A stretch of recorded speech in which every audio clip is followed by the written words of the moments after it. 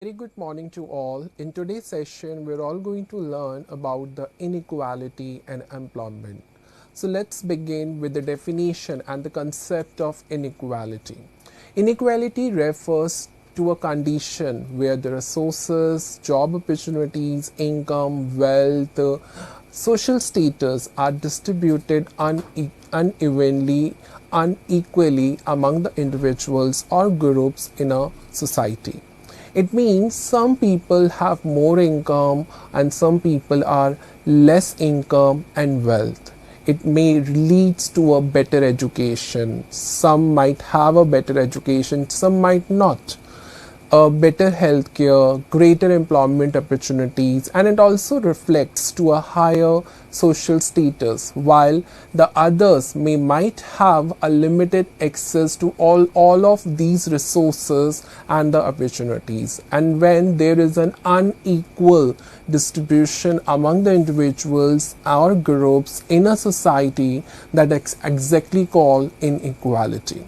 The definition to define inequality as the unequal distribution of economic and social resources among the people or any groups within the social perspective, and that exactly called inequality. Let's talk about the next section, that is called the types of inequality. Inequality refers to an unequal distribution of all of the resources and opportunities between the individuals or groups in a society. It also affects the economic growth, the social justice, and the overall development of an individual. There are two major types of inequality. The first one is a horizontal inequality and the vertical inequality. Let's have an overview of these two main types of inequality. So let's begin with the first major type, that's called horizontal inequality. Horizontal inequality refers to an inequality between different social groups rather than individuals. So whenever there is an unequal distribution of the resources and the opportunity between the different social groups rather than individuals, that is exactly called horizontal inequality. These groups may be divided on the basis of the caste, religion, gender, ethnicity, region, language, etc. It's mainly focused at how the people could get access or to education, the employment, the healthcare, participation, political participation, economic opportunities. The main feature of this type are: it exists among the identifiable groups in the society. It's often caused by a social discrimination and exclusion. It can also create a social tensions and the conflicts among the groups. It is related to the identity-based differences as well. Let's take an example. Women who are receiving lower wages than the men for a similar work, that is a perfect example of the horizontal inequality. Another example we can also consider based on the regions, that's called the rural areas, who are having a favor educational and healthcare facilities as compared to the urban areas. The major effects of this type is the social exclusion. It also leads to a poverty among the disadvantaged groups. It also reduced the social mobility and political and social unrest. The next is the major measures to reduce this type of inequality, that could be a reservation policy could be implemented so that this type of issues could not be occurred on a time over a time period. It also reflects, or you can say introduce, the equal opportunity laws. Women empowerment programs can also be a possibility to reduce the horizontal inequality, and also have an inclusive education and healthcare access to all, you can say all the groups which cannot be, you can say, unequally divided. The next is regional development programs. Even the government could come forward to introduce the regional development programs, women empowerment programs, equal opportunities laws and reservation policies, so that it could reduce the horizontal inequality. The next type is a vertical inequality. Vertical inequality refers to inequality among the individuals or household rather than groups, which is based on income or wealth levels. It's mainly measured the gap between the rich and poor, a high income and the lower income groups, and this type of inequality is mainly economical in nature. The major features of this type is based on differences between the wealth and income. It is mainly measured using the statistical indicators like the Gini coefficient and the Lorenz curve. It is mainly common in both type of countries, developed and developing countries. Let's take an example to understand the vertical inequality. A corporate executive earning 20 lakhs annually, while a laborer earns 1 lakh annually, which represents the vertical inequality. The major effects are the concentration of wealth, unequal standard of living. It also increased the poverty, and it also reduced the economic opportunities of the poorer sections. The measures which are mainly involved to reduce this type of inequality that could adopt the progressive taxation laws. It also aims to introduce the minimum wage laws. It's mainly focus on the social welfare programs and the employment generation or opportunities. It also aims to reduce the poverty rate by adopting the poverty elevation programs, and in this way it could reduce the vertical inequality. The next type is an income inequality, or we can say the next section of inequality is called income inequality. Income inequality refers to an unequal distribution of income among individuals or households in the society.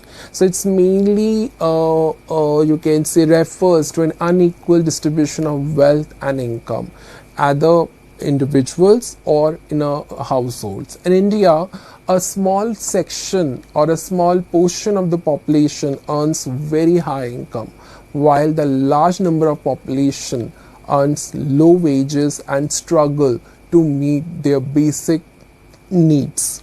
The major causes of this type are unequal ownership of assets and land. It also leads to a differences in education and technical skills.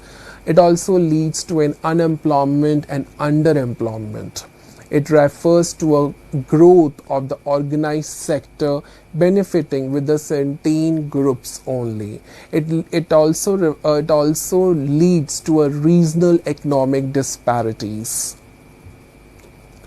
Let's take an example of this income inequality. A corporate executive in a metropolitan city may earn lakhs of rupees per month, while a rural agricultural laborer may earn only a few thousand rupees monthly. So that's called an unequal distribution based on the areas.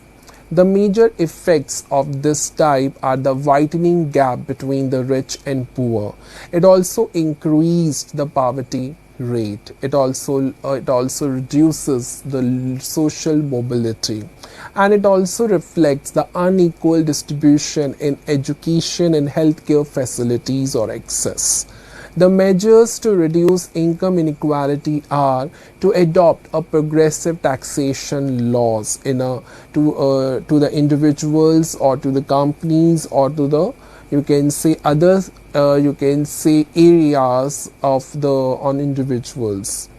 Employment generation and programs, skill development programs, minimum wage laws has to be introduced and the social welfare schemes. So these are the measures which aims to reduce the income inequality in India.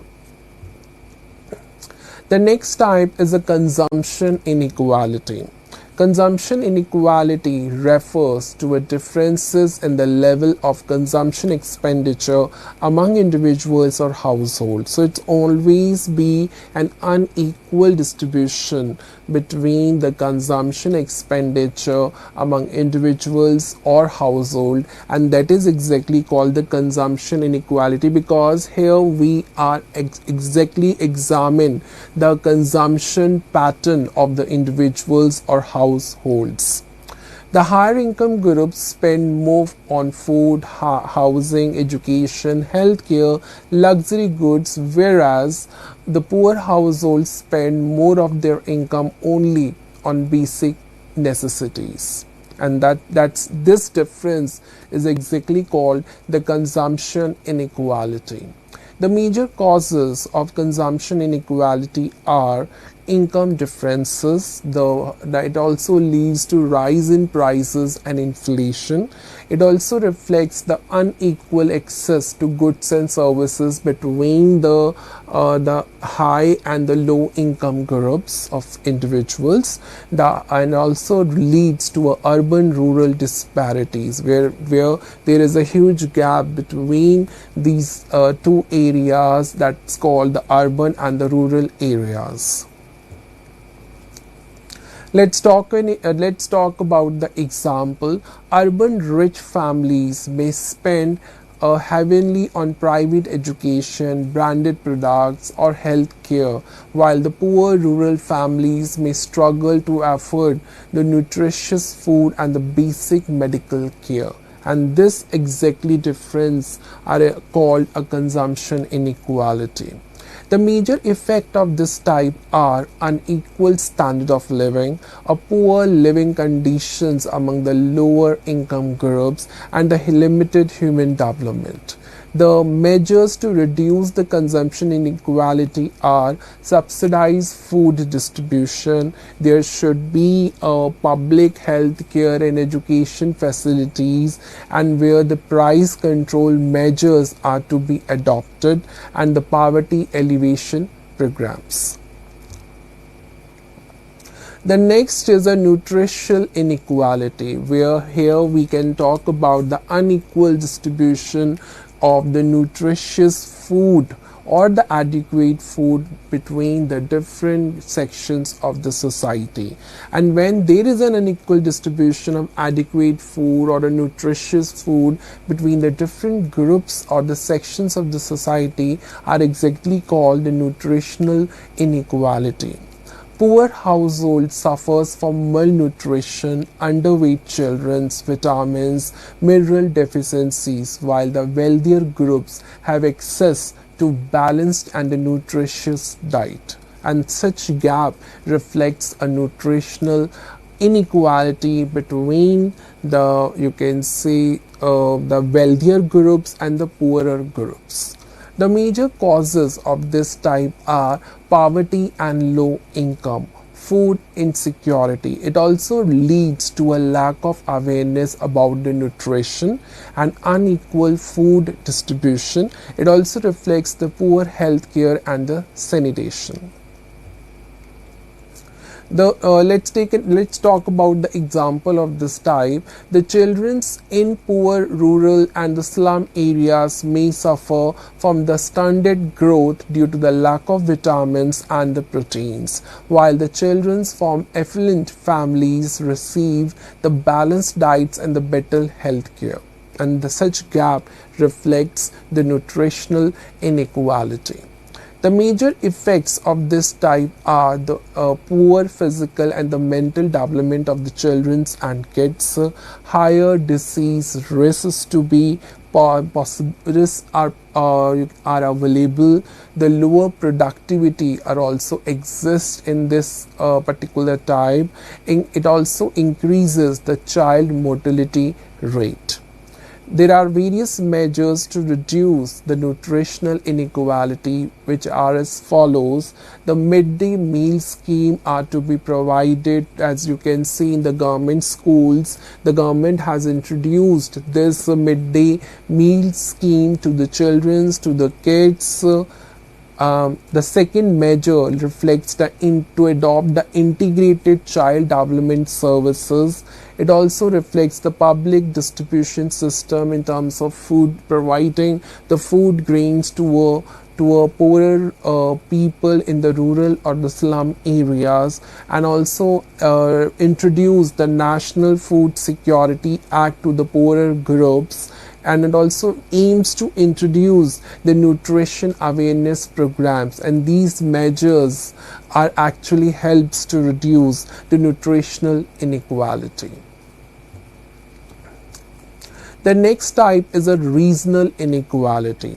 Regional inequality refers an uneven level of economic and social development among different regions, states, areas within the country. So it refers to an unequal distribution which reflects the economic and the social development among different regions, state areas within the country, that exactly called the regional inequality. In India, some regions are highly developed with better industries, infrastructure, education, healthcare, while the other regions remains economically backward and underdeveloped. And this scenario is exactly reflects the regional inequality. Regional inequality creates the differences as income, employment, living standards, infrastructure, and access to public services.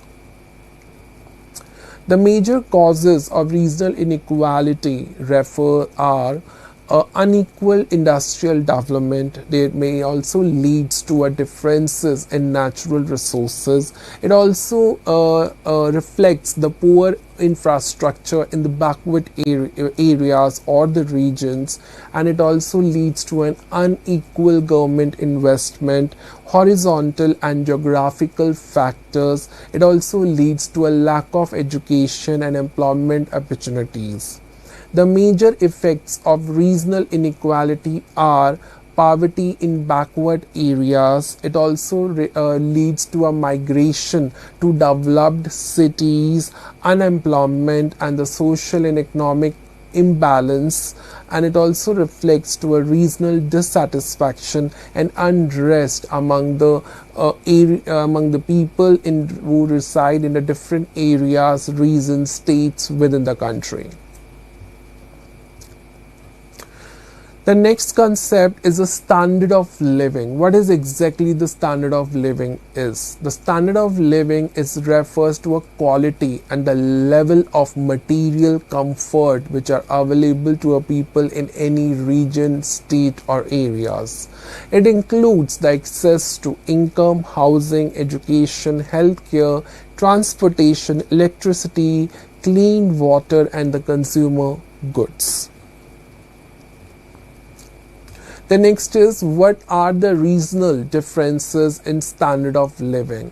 Developed regions generally have a higher income level, better schools and hospitals, better education, better infrastructure. They also lead to more employment opportunities. But when we talk about the backward regions, often faces the poor housing facility, low literacy level, limited healthcare and infrastructural facilities. It also leads to an inadequate sanitation and transportation. Let's take an example. States such as Maharashtra, Gujarat, Tamil Nadu have comparatively higher standards of living due to industrial and economic development. On the other hand, some economically weaker sections may experience the lower income levels and the limited public facilities. The next is what are the effects of unequal standard of living. It increased the migration from rural to urban areas. It also leads to a poor health and educational outcomes. It also reduces the human development and also reflects the social inequality. The next section is what are the measures to improve the standard of living. It leads to a rural development programs which impacts or provides a better healthcare and educational facilities. It also reflects to adopt the infrastructural development. Employment generation schemes has to be introduced, and along with that poverty alleviation initiatives or programs have to be implemented to improve the standard of living, and in this way the poverty rate could be reduced in order to improve the standard of living of the people who reside in the different state, region and areas.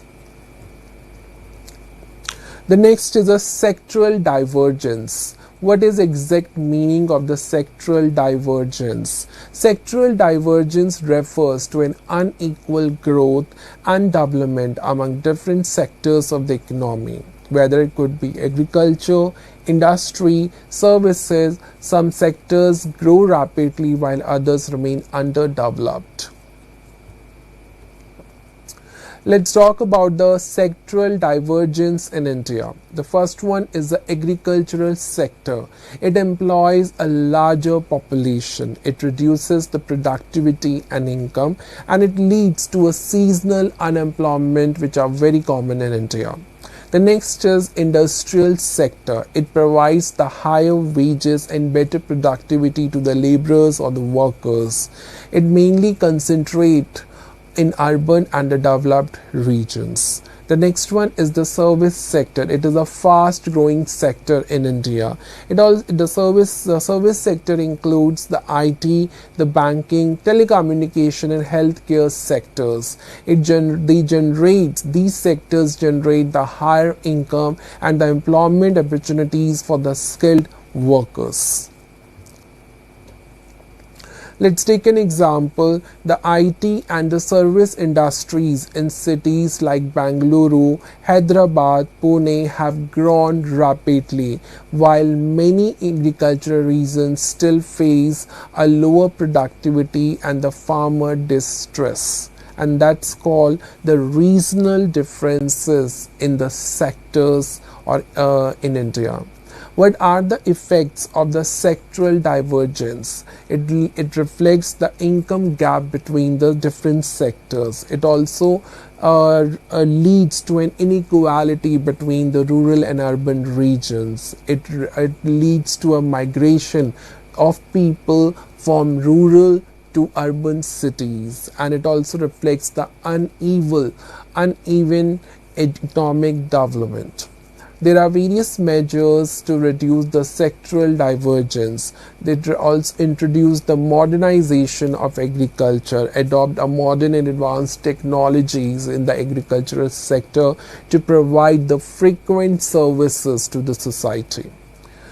The next is the promotion of the rural industries. So it is always promote the different types of industries or need to be constructed or built up in the rural areas. The next measure is a skill development programs. It is very important to open the training and the service centers to provide those soft skill trainings or the educational or any other academic trainings to the people who are residing in rural and urban areas. The next is to adopt the balanced industrial policies for the workers or the laborers who are working in the factories or industries, and it also reflects the investment in backward regions. Next concept is employment. What is exactly employment? Employment refers to a condition where the people are engaged in any economic activity to earn wages, salaries, profit and livelihood. That is exactly called employment. A person who is considered an employed when he or she perform a productive work in any sectors. Could be agriculture, industry, or services, any sort of business, any other income generating activity, and that is exactly called employment. Employment is one of the most important indicator or factor of economic development because it reflects the ability of an economy to provide jobs and income opportunities to its population in India. What are definitions of employment? According to the economist, employment means that how it use the human factor in you can say in the productive activities to earn income. The International Labour Organization defines employed person are those who are engaged in any work to earn money for a specified period. That is exactly called employment. Let's talk about the next concepts or next section that called types of employment. The first one is a self-employment. Self-employment refers to those who work for themselves or earn income from their own business or any farming activities, and that is exactly called the self-employment. For example, farmers, shopkeepers, street vendors, small business owner, they're all examples or part of the self-employment. The next type is a wage employment. It refers to all those workers who receive wages, salaries from their services. For example, factory workers, teachers, bank employees, government teachers, officers, etc. The next type is a casual employment. It refers to all those workers who hired on a temporary basis for a short-term work. That's called the casual employment. For example, the construction laborer, seasonal agricultural workers, etc. The next is a seasonal employment. It refers to all those people who are available only during a certain seasons of the year. For example, workers engaged during harvesting and the sowing seasons. The next type is the disguised employment. It refers to all those people who are employed rather than actually required for production. Suppose a farm requires only 5 workers to cultivate the land efficiently and produce the maximum output. However, due to the lack of alternative job opportunities, 8 family members are working on the same farm. That means the additional 3 workers do not contribute anything extra to the production. Even if they are removed from the farm, the total agricultural output would remain the same because ultimately the farm requires 5 people and the 5 workers, and when the 3 workers extra involved or engaged into the farming activity, then there is no use, because if they are removed from the farm, then the agricultural output would remain the same with those 5 workers, and these extra workers are called disguised employment workers, or you can say unemployed workers. The next section is the employment indicators. So, employment National Statistical Office and Periodic Labor Force Survey in 2005. So, this is in statistical, you can say, or the estimated data by the National Statistical Office and Periodic National Force Survey in 2025.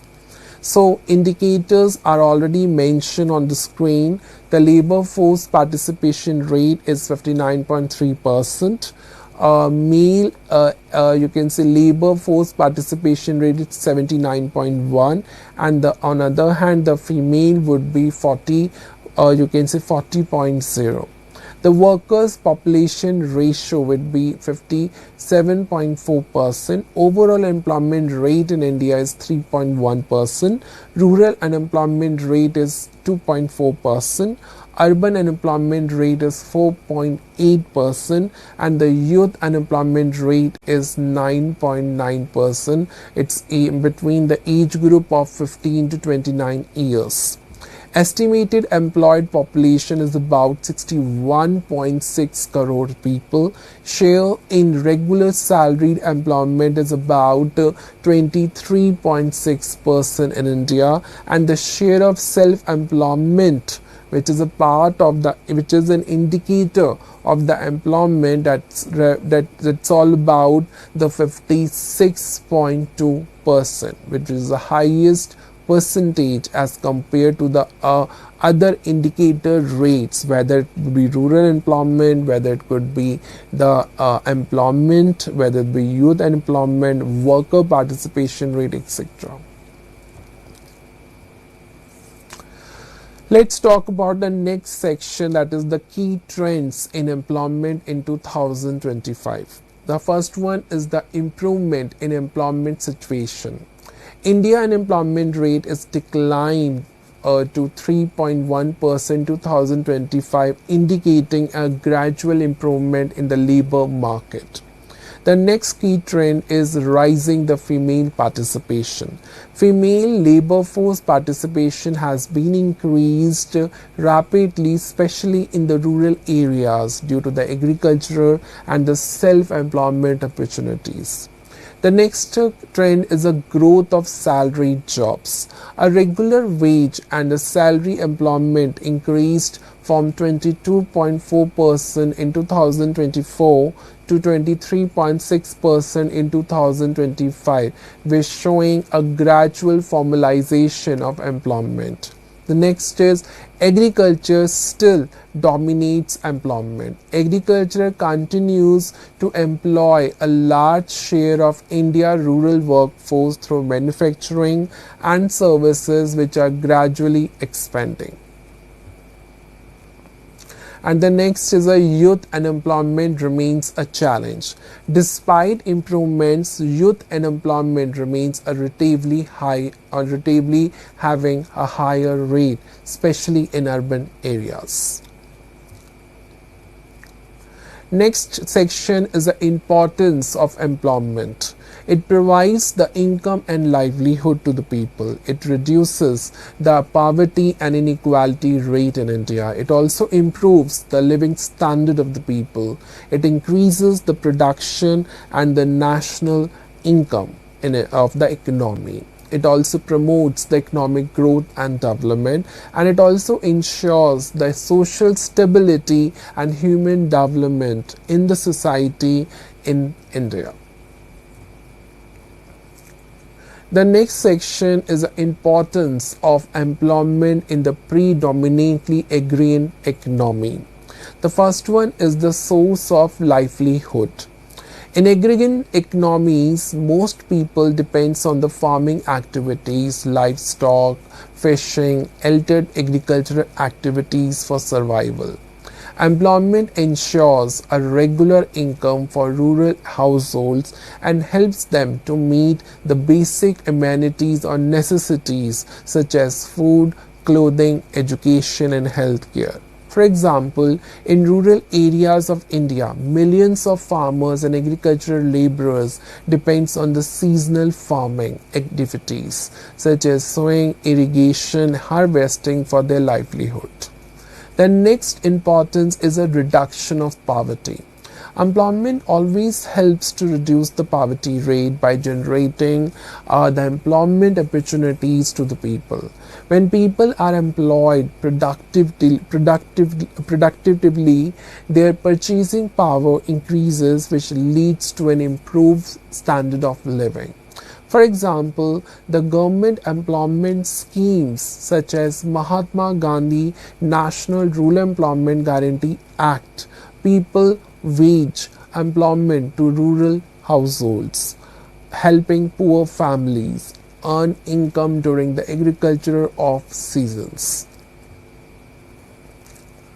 The next is increase in agricultural production. Employment in agriculture ensures that the land, labor, or any sort of resources are utilized effectively. If there is adequate labor availability, it improves the cultivation, irrigation, harvesting, and post harvest activities, which increases the agricultural productivity.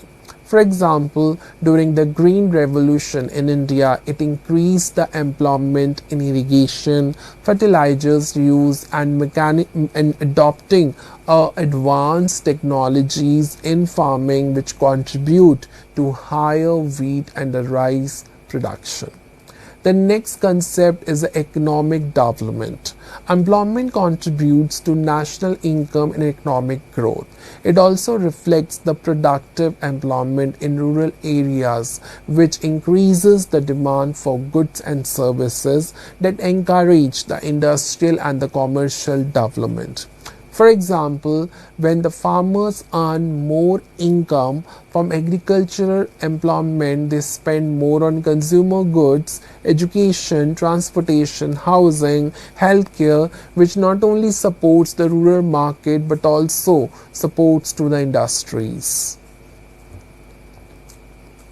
The next importance is a social stability and reduced migration. Employment opportunities in rural areas, it reduces the distress migration to cities where the people will ignored to migrate from villages to urban cities and stay just because of employment opportunities. Stable employment prevents social unrest, unemployment related crimes, economic inequality. For example, village-based employment programs in states like Kerala, Punjab have reduced migration of workers to metropolitan cities. The next trend is a development or importance is a development of human resources. Employment improves workers' skills, productivity, confidence as well, and the continuous participation in economic activities ensures the human capital formation. For example, training programs in dairy farming, organic farming, food processing creates the skilled rural workers and improve the employment quality. Next is difficulties in the measurement of employment in a predominantly agrarian economy. The first one is the seasonal nature of employment. Agriculture work is not available throughout the year, where the farmers and the laborers may work during the sowing and harvesting seasons, but it remains unemployed or underemployed during the lean periods or rest of the periods in a year. A farmer may work fully during the rice and cultivation season, but it remains without work for several months afterwards or thereafter. So measuring such intermittent employment becomes difficult. The next difficulty is the discussed unemployment. In agrarian economies, many people work on farms, even their contribution to productivity is minimum or zero. And removing such workers may not reduce the output, or the output would remains the same, but they still appear employed. Next is underemployment. People may be employed for only a few hours or days, but not utilized for their full capacity. Such workers are technically employed but economically underutilized. For example, a laborer working only 2 to 3 days a week in agriculture field is underemployed, but official statistics may still count the person as employed. The next difficulty is informal and unorganized nature of work. Most agricultural employment is informal because the workers and farmers wouldn't be employed in a whole year. So it lacks a written contracts, wage records, proper documentation, and this makes accurate data collection difficult. For example, casual laborers hired daily for farm activities are often and not officially recorded in employment surveys. The next is multiple occupations. Rural people often engage in several occupations simultaneously, such as farming, dairy farming, fishing, handicraft, or small trading, which determines their primary employment becomes complicated. For example, a farmer may cultivate crops during one season and work as a construction laborer during another season, and that's called the multiple organization occupation, which also becomes complicated for the workers in case of employment. The next difficulty is a family labor and unpaid work. Many family members, especially women and children, work on a family farms without receiving wages, and such unpaid labor is excluded or underestimated in employment statistics. For example, women involved in sowing, cattle care, and the post-harvest activities may not be counted as employed workers despite they contributed significantly to the agriculture or farming sector. The next difficulty is a lack of reliable data.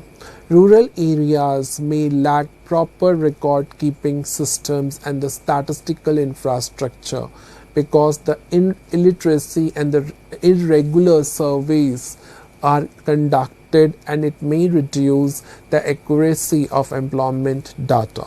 For example, small and the remote villages may not maintain the accurate employment records, and which leads to an estimation errors. The next concept or the next section is unemployment. What is unemployment?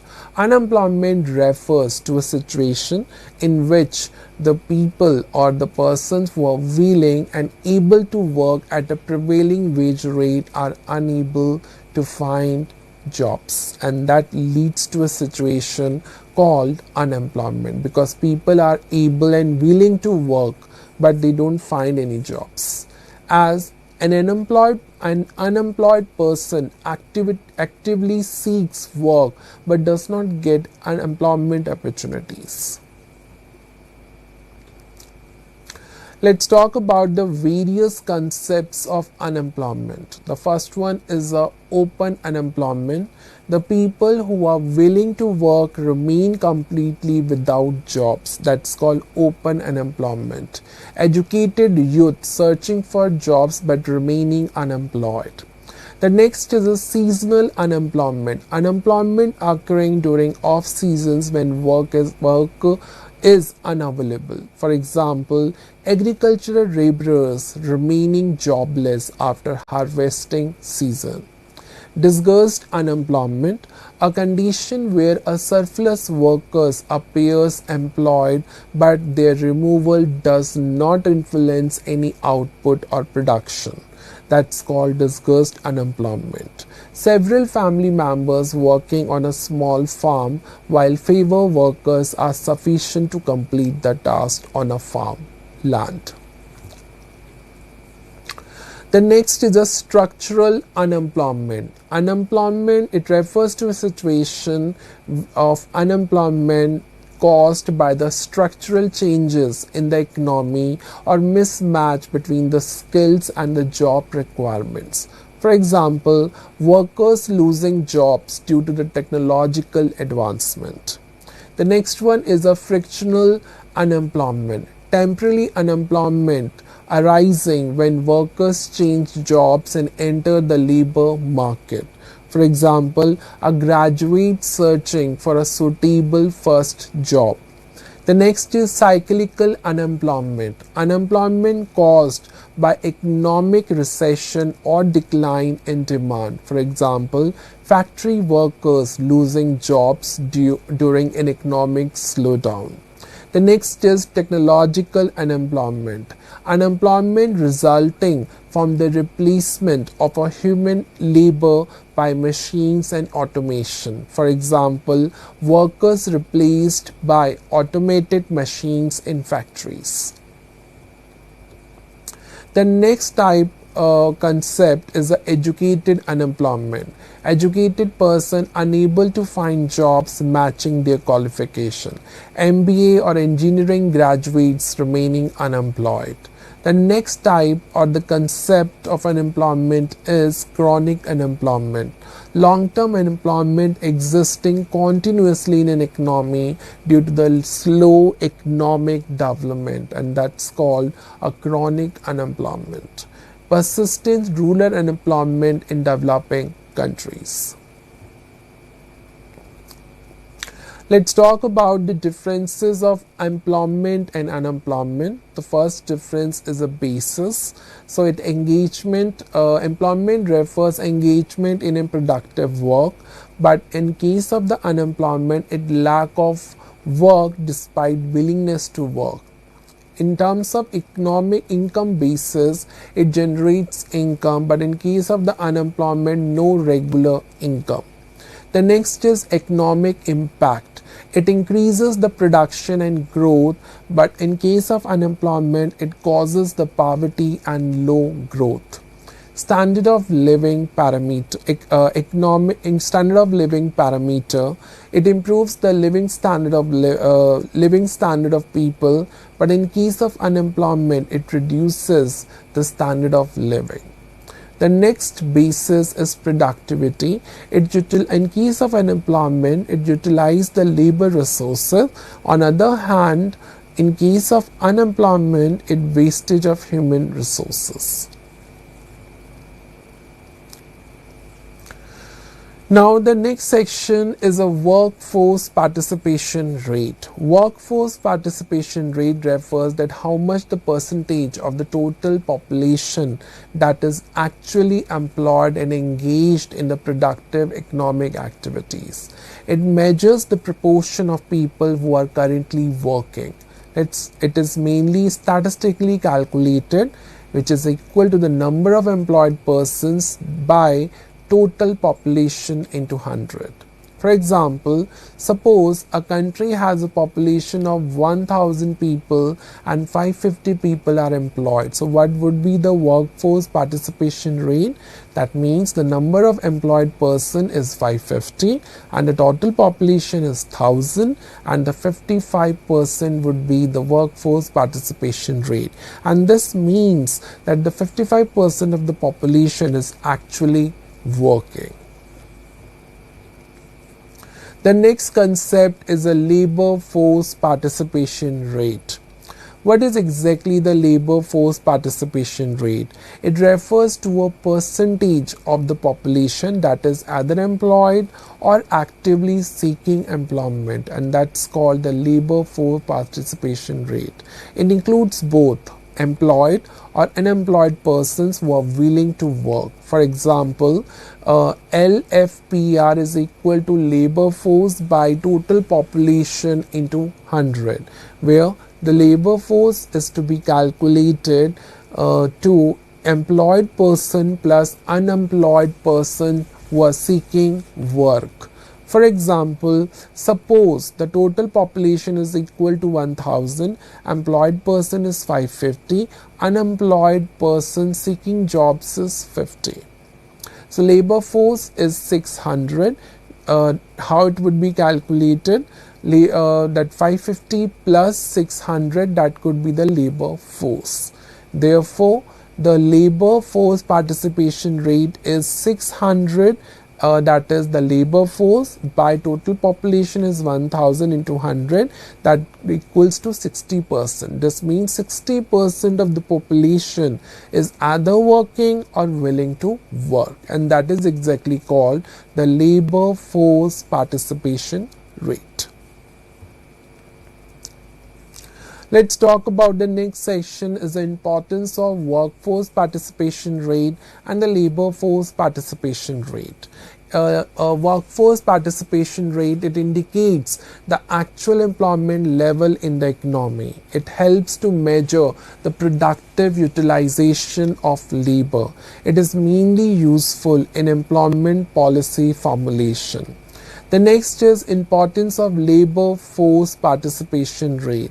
It shows the size of the active labor force. It also reflects the people willingness to participate in economic activities. It helps to understand the unemployment trends. Let's take an example from India. According to the recent labor statistics in India in 2025, the labor force participation rate is about 59.3% and the worker population ratio, which is similar to the workforce participation rate, is about 57.4%. This shows that a small proportion of the labor force is unemployed but actively seeking work. So let's have a difference between the workforce participation rate and the labor force participation rate. Meaning the workforce participation rate is a percentage of population actually employed, whereas the percentage of population either employed or seeking work, that's called the labor force participation rate. It includes labor workforce participation rate includes only the employed people, but labor force include both employed and unemployed person who are seeking work. What is the exclusion criteria of these two rates? It excludes the unemployed person, but it excludes the person who are not willing to work. The main purpose of the workforce participation rate is to measure actual employment level, but the labor force participation rate is to measure active participation in the labor market. But the next criteria is indicator. You can say workforce participation rate is an indicator of employment situation. You can say labor force participation rate is an indicator of availability and the willingness to work. The next basis is value. The workforce participation rate is usually lower than the labor force participation rate, but labor force participation rate is higher than the workforce participation rate. The major formula is to calculate the workforce participation rate is employed person divide by total population into 100, but in case of the labor force participation rate, which is equal to the labor force by total population into 100. Let's talk about the major features of employment policies in India, 1950s and 2002. The first one is a strategy of planned economic development. So after independence in 1947, India has adopted the economic planning through 5-year plans, and the governments believed that the rapid economic growth would automatically create the employment opportunities. For example, the first 5-year plan 19 incentives industries to generate employment with limited capital investment.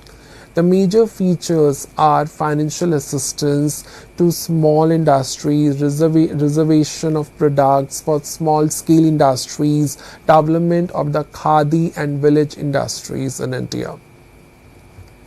For example, Khadi and Village Industries Commission promoted rural employment through handloom, handicrafts, or the village-based industries.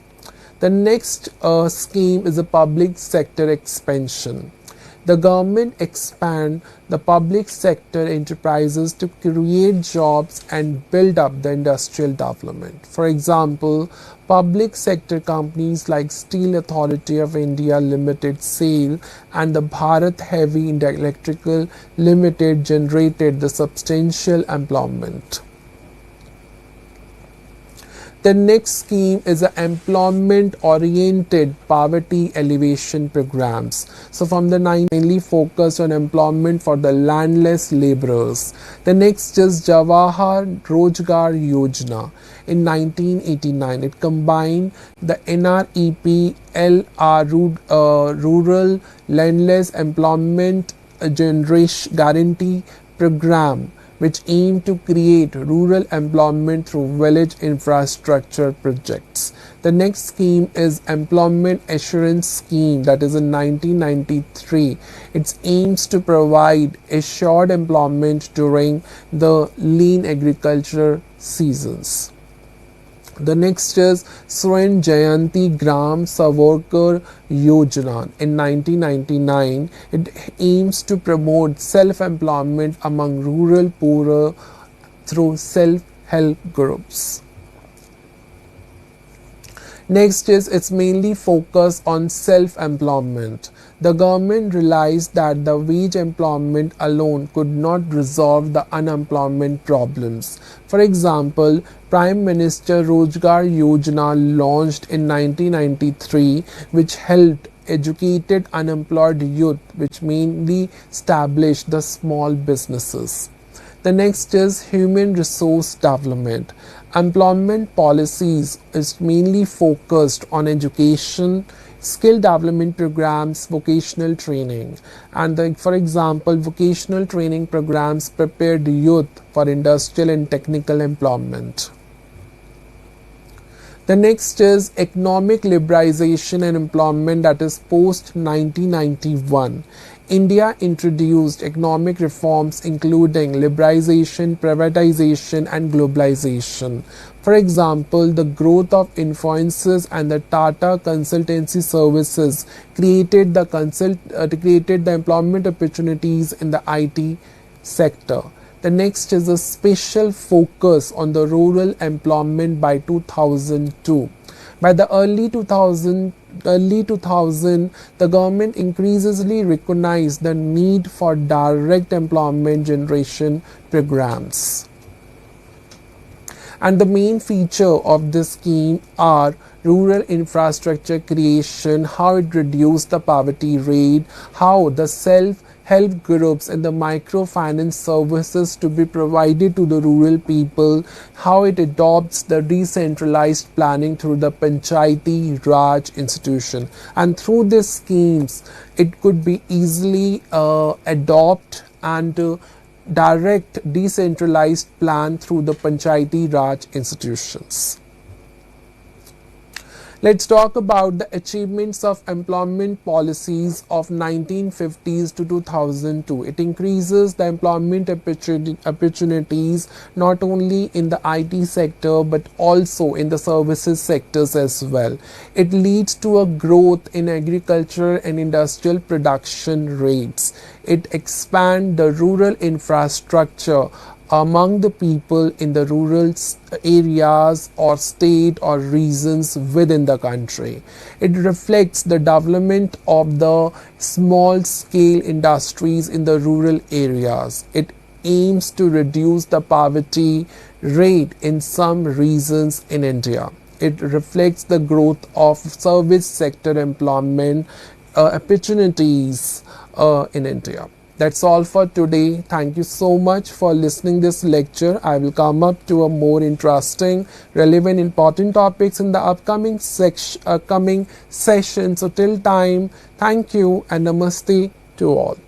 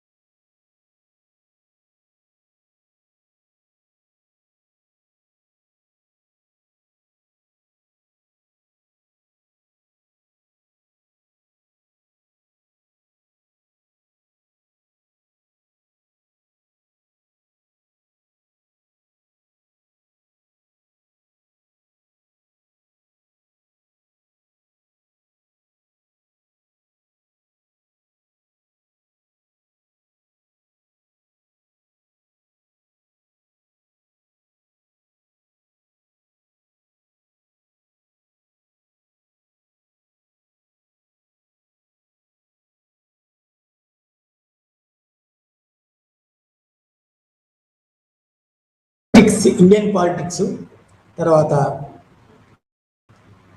Indian states. Politics అని ఎందుకు అంటున్నానంటే, ముఖ్యంగా ఇంతవరకు మనము constitution, institutions వాటి మీద ఎక్కువ focus చేసినాము. దాంట్లో ముఖ్యంగా సెంట్రల్ స్టేట్, మన ఫెడరల్ రాజ్యాంగం ఏ విధంగా ఉంది, మన ఫెడరేషన్లో రాష్ట్రాలు ఏ విధంగా ఉన్నాయి, రాష్ట్రాల హక్కులు ఏంటివి, రాష్ట్రాల మరియు కేంద్ర రాష్ట్ర సంబంధాలు ఏంటివి, తర్వాత నేషనల్ పార్టీస్ మనం ఇవాళ స్టార్ట్ చేస్తాం. సో ఇంతవరకు మనము ఇన్స్టిట్యూషన్స్ గురించి బాగా చదివాం, రాజ్యాంగం గురించి చదివాం, రాజ్యాంగంలో ఉన్న ప్రొవిజన్స్ ఏంటి వాటి గురించి ఎక్కువ చదివాం, ఫోకస్ చేసిన వాటి మీద. అయితే ఇప్పుడు ఏమవుతుందంటే, ప్రాసెస్ అంటే రాజకీయ ప్రక్రియ అంటే రాజకీయ ప్రక్రియ అంటే ఏంటి, ప్రాసెస్, పొలిటికల్ ప్రాసెస్ అంటే ఏంటి అంటే, ఏ విధంగా మనము ఇన్స్టిట్యూషన్స్ కనుక పనిచేసినప్పుడు సామాన్యంగా ఏం పనిచేస్తారు వాళ్ళు? సామాన్యంగా ప్రభుత్వాలు, రాష్ట్ర ప్రభుత్వాలు, కేంద్ర ప్రభుత్వాలు, దాని తర్వాత ఇన్స్టిట్యూషన్స్ ఏం చేస్తాయి? తాము ప్రామిస్ చేసినవి, ఏ ప్రామిసెస్తోని అవి అధికారంలోకి వచ్చినాయో అవి ప్రజలు, లీడర్స్ అవి ఆ రాజ్యాంగంలో ఉన్న ప్రావిజన్స్ ప్రకారము, రాజ్యాంగం యొక్క నిబద్ధతలు, రూల్స్ ప్రకారము పనిచేయడం ప్రారంభించినప్పుడు ప్రజలకి ఈ రాజ్యాంగ ఇన్స్టిట్యూషన్స్కి మధ్యన ఒక ఇంటరాక్షన్ జరుగుతుంది. సో ఆ ఇంటరాక్షన్స్నే పొలిటికల్ ప్రాసెస్ అంటారు. సో అయితే ఇంతవరకు మనం చదివినాము, రాజ్యాంగంగా ఏ రాజ్యాంగ సంస్థలు ఉన్నాయి, మరియు ఏ రాజ్యాంగ సంస్థలు ఏ విధంగా పనిచేసినాయని కూడా మనం చదివినాం. సో ఈ రోజు నుంచి రాజకీయ ప్రక్రియ, పొలిటికల్ ప్రాసెస్ అంటే working of the Indian constitution ఎట్లా ఆపరేట్ అయింది, ఎట్లా పనిచేసింది అని దాని మీద ఫోకస్ చేస్తాం. సో ఆ ఫోకస్ని ముఖ్యంగా అన్నిటికంటే చాలా ముఖ్యమైనది, రాజకీయాల్లో సెంట్రల్ కేంద్ర బిందువు అయి ఉండేది ఏంటంటే పొలిటికల్ పార్టీస్ అన్నట్టు. సో పొలిటికల్ పార్టీస్ అనేటివి ఒక కొత్త ఆధునిక ప్రభుత్వంలో డెమోక్రసీ అంటే ప్రజాస్వామ్యము మనుగడలోకి వచ్చిన తర్వాత, ఉనికిలోకి వచ్చిన తర్వాత నిజానికి పొలిటికల్ పార్టీస్ అనే సంస్థలు, దాన్ని మనం ఇప్పుడు కొంచెం వివరంగా పనిచేస్తాము. సో పొలిటికల్ పార్టీస్ అనే సంస్థను మనం ఇవాళ ఫోకస్ చేస్తాం అన్నట్టు. అయితే దానికంటే ముందు మనము పొలిటికల్ పార్టీస్ ఓకే అంటే ఏంటి, నిర్వచనం ఏంటి, తర్వాత అదేంటి అని చేయొచ్చు. కానీ దానికంటే ముందు మనము కొంచెము మన ప్రిన్సిపల్స్, సిద్ధాంతాలకి వైపు పోదాము. ఏంటంటే ఏం సిద్ధాంతం అంటే, మన ఆధునిక యుగంలో గత శతాబ్దం నుంచే మన ప్రపంచంలోనూ, తర్వాత బ్రిటిష్ వాళ్ళు వచ్చిన తర్వాత కూడా మన దేశంలో కూడా చాలామంది చాలా రాజరికాలు, అది పెద్దవి కావచ్చు, చిన్నవి కావచ్చు, అన్నీ పూర్తిగా మనుగడ లేకుండా పోయినాయి. అదేవిధంగా బ్రిటిషు వాళ్ళు మన 1857 నుంచి 1858 నుంచి మన దేశంలో డైరెక్ట్గా పాలన మొదలుపెట్టారో, ఆ పాలన మొదలుపెట్టి నుంచి నిజానికి మన కొత్త గొప్ప వాళ్ళు మన దేశంలో మన ప్రజాస్వామ్య సంస్థలు పనిచేశారు, ప్రయత్నించారు. అయితే ఒకటేంటంటే, మనం అక్కడ మరి రాజరికం ఉంది కదా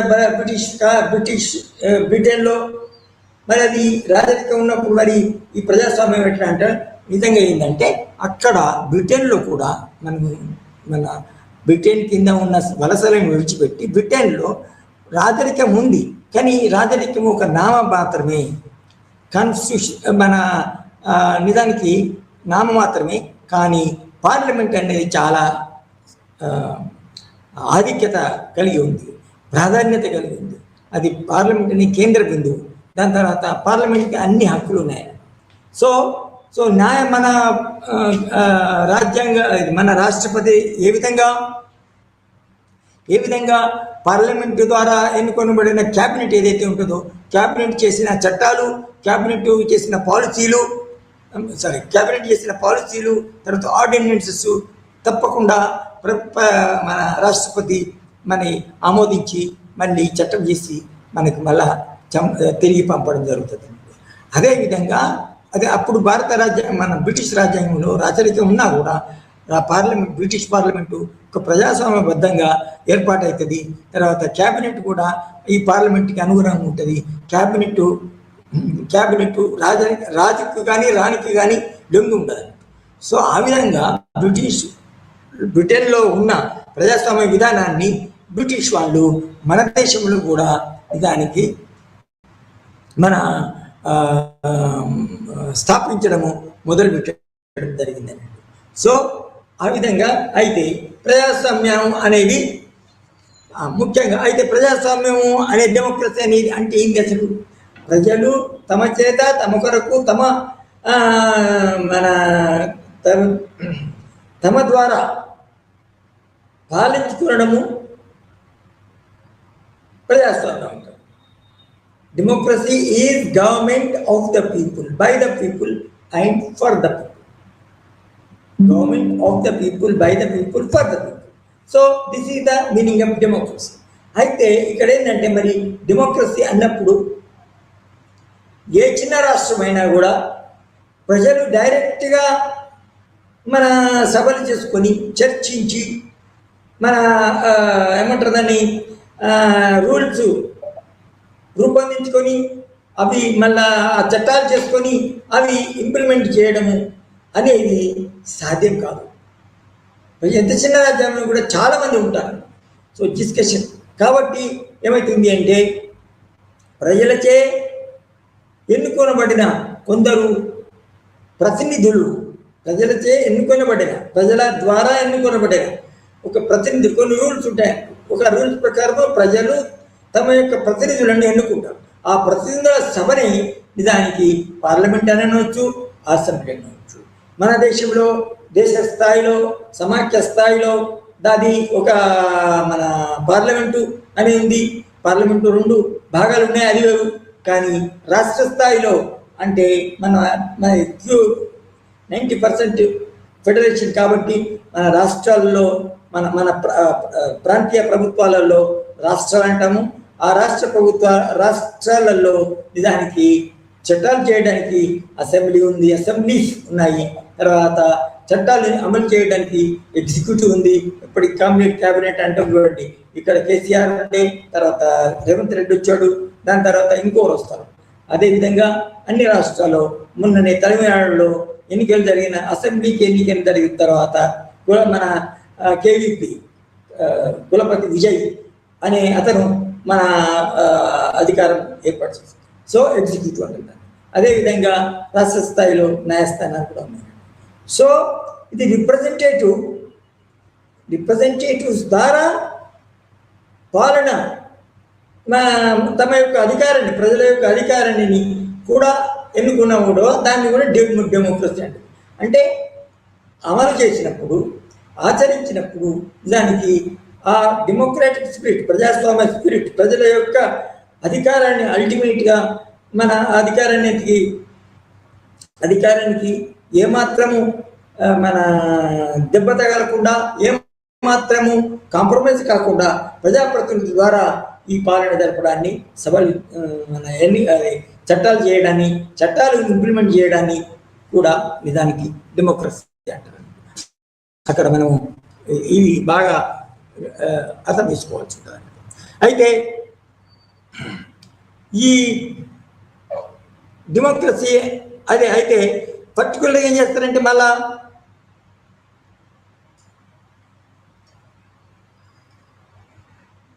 అయితే ఈ ప్రజలు ఎన్నుకునే రిప్రజెంటేటివ్స్ ఎవరైతే ఉన్నారో నిజంగా వాళ్ళు కొన్ని రూల్స్ అండ్ రెగ్యులేషన్స్ కూడా పాటించవలసి ఉంటుంది.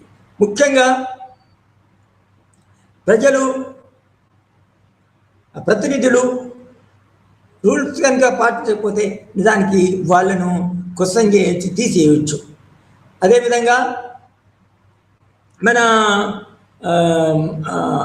ఆ ప్రతినిధులు ప్రజల యొక్క ప్రతినిధులు నిజానికి ఒక రాజ్యాంగబద్ధంగా పాలించాలా. తర్వాత ప్రతి ఈ రాజకీయ ప్రక్రియకి అంటే అసెంబ్లీకి కూడా కొన్ని రూల్స్ అండ్ రెగ్యులేషన్స్ ఉంటాయి.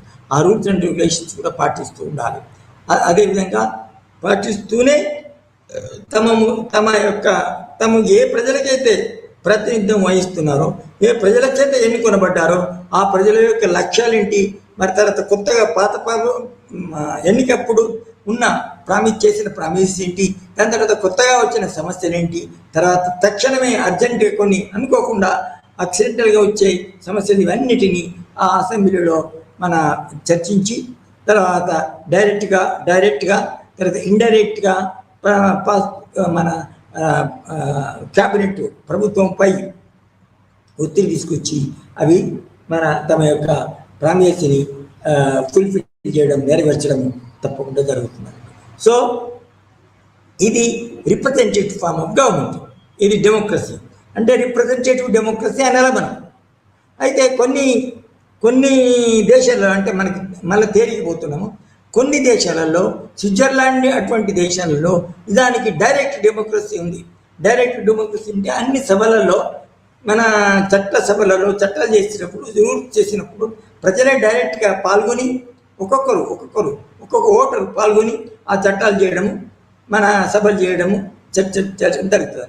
కానీ అన్ని దేశాలలో అలా జరగడానికి అవకాశం ఉండదు. ఎందుకంటే భౌగోళికంగా మన తర్వాత జనాభా పరంగా చాలా పెద్ద దేశాలు, అది అమెరికా కానీ, ఆస్ట్రేలియా కానీ, కెనడా కానీ, ఇండియా కానీ చాలా పెద్ద దేశాలు. సో ఆ విధంగా రిప్రజెంటేటివ్ డెమోక్రసీ ఏంటి, రిప్రజెంటేటివ్ డెమోక్రసీ ఏంటని చదువుకున్నాను. అయితే ఇప్పుడు మనము వస్తాం దేనికి వస్తామంటే పార్టీ, రాజకీయ పక్షము, సంస్థ.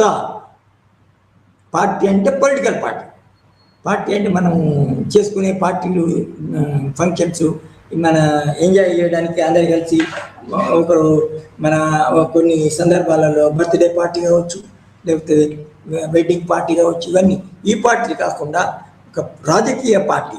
సో దాన్ని రాజకీయ పార్టీ అనేది చాలా గత శతాబ్దము మరియు అర్ధ శతాబ్దము 1.5 శతాబ్దాల నుంచి అసలు పార్టీ సిస్టమ్ అనేది చాలా చాలా ప్రాముఖ్యతని వచ్చింది. ఎందుకంటే ప్రజలు అనేక కారణాల వల్ల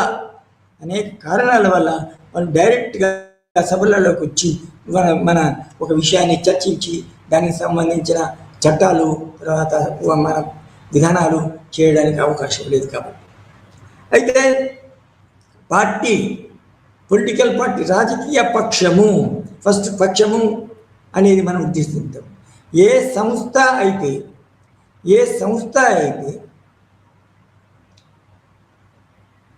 తమకు కొన్ని లక్ష్యాలను ఏర్పరచుకొని ముఖ్యంగా రాజ్యాధికారం చేపట్టి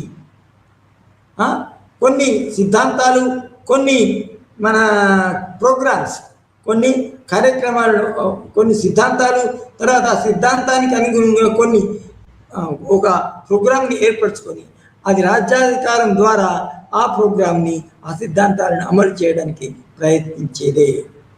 ఏ సంస్థ అయితే ఈ పని చేస్తుందో, ఏ సంస్థ అయితే ఒక గ్రూప్ ఆఫ్ పీపుల్ కూడా ఒక సామాన్య లక్ష్యంతో, రాజ్యాధికారం చేపట్టే లక్ష్యంతో మన ఒక సంస్థగా ఏర్పడి ఆ రాజకీయ లక్ష్యం కోసము రాజ్యాధికారం చేపట్టి ఆ రాజ్యాధికారం ద్వారా తమకు అనుకూలమైన, తాము ప్రామిస్ చేసిన మన సిద్ధాంతాన్ని, తర్వాత ప్రోగ్రామ్ని అది అణిచివేయడమే. సో అణిచివేసేదే రాజకీయ పక్షం అని చెప్పవచ్చు. సో ఇక్కడ ఏమన్నారంటే పార్టీ అంటే మనం సామాన్యంగా పార్టీలు పొలిటికల్ పార్టీస్ ఇవి ఉంటాయి కాబట్టి పొలిటికల్ పార్టీయే కదా దానికి సామాన్యంగా అంత పెద్దగా చెప్పాం కాబట్టి ఇట్ ఇస్ పొలిటికల్ పార్టీస్. ఇందులో మన పొలిటికల్ పార్టీస్లో టైప్స్ ఆఫ్ పొలిటికల్ పార్టీస్ ఉంటాయి. టైప్స్ ఆఫ్ పొలిటికల్ పార్టీస్ అంటే ఒక దేశంలో ఒకే పార్టీ ఏర్పడి అంటే రాజ్యాంగం ప్రకారం కూడా ఒకే పార్టీని ఏర్పరచుకొని ఆ పార్టీ మన మన ఆమోదించిన ప్రతినిధులను ప్రజల చేత ఎన్నికైన తర్వాత ఆ పార్టీ ప్రభుత్వం ఏర్పరిచి ఆ పార్టీ చేసిన సిద్ధాంతాలు ఏంటి, ఆ సిద్ధాంతాలకు అనుగుణ చేసిన ప్రామిసెస్ ఏంటివి, ప్రమాణాలు ఏంటివి, తర్వాత ఆ సిద్ధాంతాన్ని ప్రమాణం చేయడానికి ఒక కార్యక్రమం రూపొందించడం అవన్నీ ఏంటివి అని మనకు ఈ మన ఎన్నికల ద్వారా ఈ పార్టీ తమ యొక్క ప్రతినిధులను ప్రతిపాదించి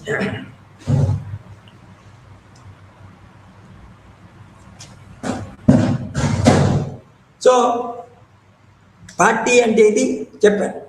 సో పార్టీ టైప్స్ ఏంటంటే ఒక దేశంలో ఒకే పార్టీ కనుక ఉంటే దాన్ని వన్ పార్టీ సిస్టమ్ అంటారు. ఏ కారణం వల్ల కావచ్చు వన్ పార్టీ సిస్టమ్. అయితే దానికి మన ఏ దేశంలోనైతే అనేక two party system multi party system two party system ఉంటే అది బై పార్టీ సిస్టమ్ అంటారు. తర్వాత రెండింటికంటే మూడు ఎక్కువ పార్టీలు కనుక ఉంటే దాన్ని multi party system. So for example సామాన్యంగా కెనడా, అమెరికా, తర్వాత ఇండియా ఈ కంట్రీస్లలో ఇది bi party system multi party system. Multi party సిస్టమే అనాలి దానికి భారతదేశంలో. సో భారతదేశంలో అనేక పార్టీలు ఏర్పడి మన ప్రజల ఎన్నికల్లో పాల్గొని రాజ్యాంగం ప్రకారం ఏర్పడ్డ రాజ్యాంగ మన ఎన్నికల వ్యవస్థ, ఎన్నికల సంస్థ ఏదైతే ఉన్నదో వాటి ద్వారా మన నియమింపబడి ఇది రాజ్యాధికారం చేపట్టడం, ప్రభుత్వాలు ఏర్పరిచి పాలన జరపడం జరుగుతుంది. సో ఈ విధంగా మన మల్టీ పార్టీ సిస్టమ్. అయితే ఒకటేం చెప్పాలంటే ఒకే వన్ పార్టీ సిస్టమ్ అనేది ముఖ్యంగా ఇదివరకు ఉన్న మన సోవియట్ యూనియన్లో అంటే అప్పుడు కమ్యూనిస్ట్ పార్టీస్ వరకు ఉండే 1920s ఎర్లీ 20s అక్కడ సోవియట్ యూనియన్ మొత్తం కూలిపోయి విచ్ఛిన్నమైంది. కానీ అది ఉన్నంత వరకు 1917 నుంచి 1990 వరకు అందులో one party system, that is communist party. ఎందుకంటే కమ్యూనిస్ట్ సిద్ధాంతం, కమ్యూనిస్ట్ రాజకీయాలు నిజంగా మార్క్స్ లెనిన్ చెప్పుకున్నప్పుడు యాక్చువల్గా వన్ పార్టీ ఉండాలా, నిజానికి ఇంకా వేరే పార్టీ ఉండదు. ఆ పార్టీ కూడా దేశంలో ఉన్న మన వర్కర్స్, తర్వాత ప్రజెంట్స్ వాటికి రిప్రజెంట్ ఇచ్చేది ఒకటే పార్టీ ఉండాలా, వేరే పార్టీ ఏర్పరచుకోవడానికి అవకాశం లేదు వాళ్ళ సిద్ధాంతం ప్రకారం. సో అది సోవియట్ యూనియన్. చైనాలో నిజానికి మొదటి నుంచి 1950 నుంచి కూడా వన్ పార్టీ సిస్టమ్ అనేది ఉంది.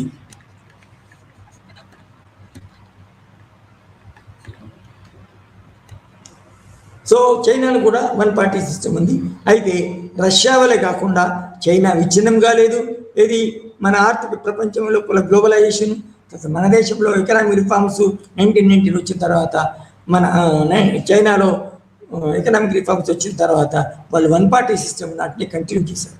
సో చైనాలో మొదటి నుంచి వన్ పార్టీ సిస్టమ్ ఉంది. సో అయితే ఇక్కడ మల్టీ పార్టీ సిస్టమ్ అనేది టైప్స్ ఆఫ్. సో డెమోక్రసీలో సామాన్యంగా ఒకరు పార్టీ ఏర్పరచుకోవడానికి, ఫామ్ చేయడానికి, తర్వాత ఆ పార్టీ ద్వారా తమ సిద్ధాంతం ప్రకారం ఒక ప్రోగ్రామ్ని, ఒక కార్యక్రమాన్ని రూపొందించుకొని ఆ కార్యక్రమాన్ని అమలు చేయడానికి పనిచేస్తాయి అన్నట్టు. అయితే డెమోక్రసీలో ముఖ్యంగా మన అనేక తమకి ఇష్టం వచ్చిన పార్టీని ఏర్పరచుకోవడానికి దానికి అవకాశాలు కూడా ఉన్నాయి. సో దానివల్ల మల్టీ పార్టీ సిస్టమ్ అనేది మన ఉనికిలోనికి వస్తాయి. సో మనది best example, India is the best example of multi party system. అదేవిధంగా బెస్ట్ ఎగ్జాంపుల్ ఇంకోటి ఉందంటే Australia is the best example of multi party system. Canada also. అయితే వేరే దేశాలు వేరే డెమోక్రసీస్లో, ఫర్ ఎగ్జాంపుల్ అమెరికాలో కూడా మల్టీ పార్టీ సిస్టమ్ ఉంది, కానీ సామాన్యంగా అది డెమోక్రాటిక్ పార్టీ ఒకటి, రిపబ్లికన్ పార్టీ ఒకటి. ఇవే చాలా ముఖ్యమైనవి, చాలా పెద్దవైనవి. సో దానివల్ల నిజానికి అది 2 పార్టీ సిస్టమ్ అని అనొచ్చు. అయితే ఇక్కడ కానీ వాళ్ళకి స్వేచ్ఛ మాత్రం ఉంది. వేరే పార్టీలు కూడా కొన్ని ఉన్నాయి, ఆ పార్టీలు కూడా మన ఎక్కువ ప్రాముఖ్యత కలిగి లేవు. సో అది ఒక మన ఇది. So 1 party system, by party system and multi party system. So by party system ఎందుకు అంటే కొంతకాలం టెంపరీగా అదే సిస్టమ్ కంటిన్యూ అయితే దాన్ని బై పార్టీ సిస్టమ్ అంటారు. తర్వాత నిజానికి మన 1 పార్టీ డామినెన్స్ అనేది కూడా మన దేశంలో నిజానికి మన రిపబ్లిక్ ఏర్పడిన తర్వాత నిజానికి 1967 వరకు నిజానికి మన దేశంలో 1 పార్టీ డామినెన్స్ అనేది అంటే వన్ పార్టీ డామినెన్స్ సిస్టమ్ అనేది ఉన్నదన్న. సో అంత మాత్రాన అది 1 పార్టీ సిస్టమ్ అనొద్దు. ఇది సోవియట్ యూనియన్, చైనా వలె. నిజానికి అది ఏదో కారణాల వల్ల మన ఒక బ్యాక్గ్రౌండ్ వల్ల, ఒక నేపథ్యం వల్ల అది 1 పార్టీ డామినెన్స్ 1967 వరకు పర్టికులర్ ముఖ్యంగా కాంగ్రెస్ డామినేట్ చేసేది. సో అది పార్టీ టైప్స్ అని. సో పార్టీ సిస్టమ్ ద్వారా నిజానికి ప్రజాస్వామ్యం అమలు చేయడం జరుగుతుంది. అయితే ఇక్కడ మన దేశంలో మనది ఇంపార్టెంట్ ఫోకస్ మన ఈ పీరియడ్లో ఏంటంటే రాష్ట్రాల్లో పార్టీ సిస్టము, రాష్ట్రాల్లో మల్టీ పార్టీ సిస్టమ్ కానీ, బై పార్టీ సిస్టమ్ కానీ, రీజనల్ పార్టీస్ ద్వారా మన ఏ విధంగా ఉనికిలోకి వచ్చినాయి, తర్వాత ఏ విధంగా పనిచేసి వచ్చినాయి, అసలు వాటి కారణాలు ఏంటి అనేది మనం ముఖ్యంగా ఈ లెక్చర్లో ఫోకస్ చేస్తాం. అయితే ఇక్కడ మన ఇండియాలో మన రాజ్య స్థాయిలో, తర్వాత సమాఖ్య స్థాయిలో మన పార్టీ సిస్టమ్ ఏ విధంగా ఏర్పడింది, ఆ పార్టీ సిస్టమ్ నిజానికి ముఖ్యంగా ఎప్పుడు స్టార్ట్ అయింది, కలోనియల్ పీరియడ్లో స్టార్ట్ అయిందా, దానికంటే ముందు స్టార్ట్ అయిందా, దాని తర్వాత స్టార్ట్ అయిందా, తర్వాత రాజ్యాంగం ఏర్పడ్డ తర్వాత రాజ్యాంగం అమలులోకి వచ్చిన తర్వాత ఏ విధంగా పార్టీ సిస్టమ్ మన అమలులోకి వచ్చింది, పార్టీ సిస్టమ్ ప్రారంభమైంది. తర్వాత ఈ రాష్ట్రాల్లో మనకి సమాఖ్య రాష్ట్రం అని చెప్పినాం కదా. సమాఖ్య రాష్ట్రం అంటే ఏంటి? ముఖ్యంగా రాజ్యాంగ పరంగా ఒక దేశంలో ఉన్న మన అధికారం ఏ విధంగా మన ఒక కేంద్రంగా దాని సమాఖ్య స్థాయిలో మరియు మన ప్రాంతీయ స్థాయిలో ఇంకా కొన్ని కేంద్రాలుగా ఏర్పాటు చేసి ఆ కేంద్రము తర్వాత మన ప్రాంతాల మధ్యన విభజన జరిపి ఆ వ్యవస్థ పనిచేస్తే దానికి సమాఖ్య అని మనం ఇదివరకు నేర్చుకున్నాం. అయితే ఇక్కడ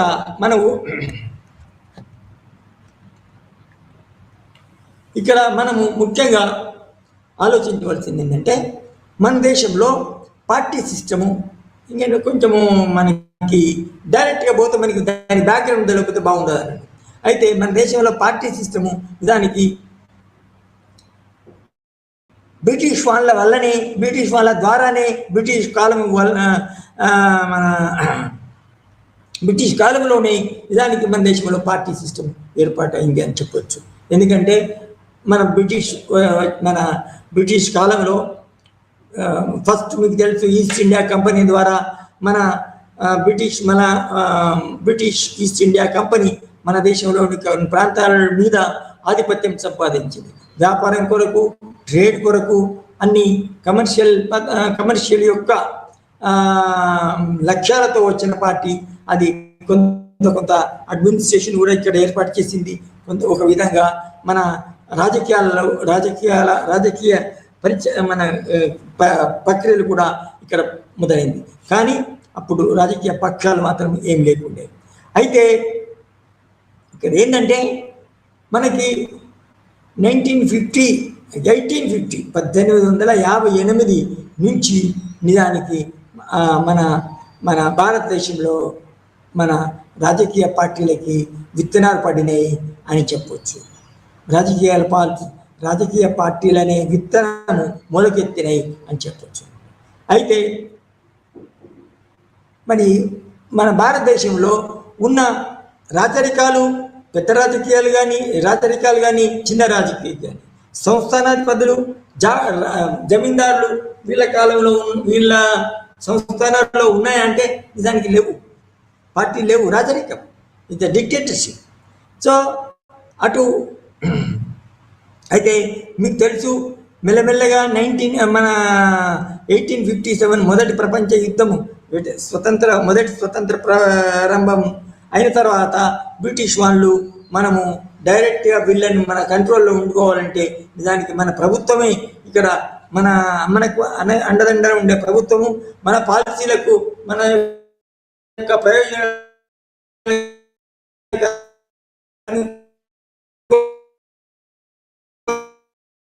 ఉండే ఒక నిశ్చయించుకున్నారు. నిశ్చయించుకున్న తర్వాత మన ప్రథమ స్వాతంత్ర యుద్ధం 1957 ఎప్పుడైతే ఏ యుద్ధంలోనైతే ముఖ్యంగా ఝాన్సీ రాణి తర్వాత అనేక మహారాష్ట్రన్ హీరోస్ నాయకులు ఏ విధంగా మన ప్రథమ స్వాతంత్ర యుద్ధంలో పాల్గొన్నారో అప్పుడు మన నిజానికి పాల్గొన్నారు కానీ నిజానికి స్వాతంత్ర్యం తేవడంలో అది మన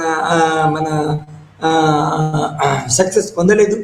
దానివల్ల కానీ మన ఈ ప్రథమ స్వాతంత్ర యుద్ధం ఏదైతే ఉందో అది బ్రిటిష్ వాళ్ళని అలర్ట్ చేసింది. అలర్ట్ అంటేనే వార్నింగ్, ఒక వార్నింగ్, మీరు ఇట్లా లూజ్గా ఉంటే నిజానికి మీరు మిమ్మల్ని మన బ్రిటిష్ ప్రభుత్వాన్ని ఇక్కడ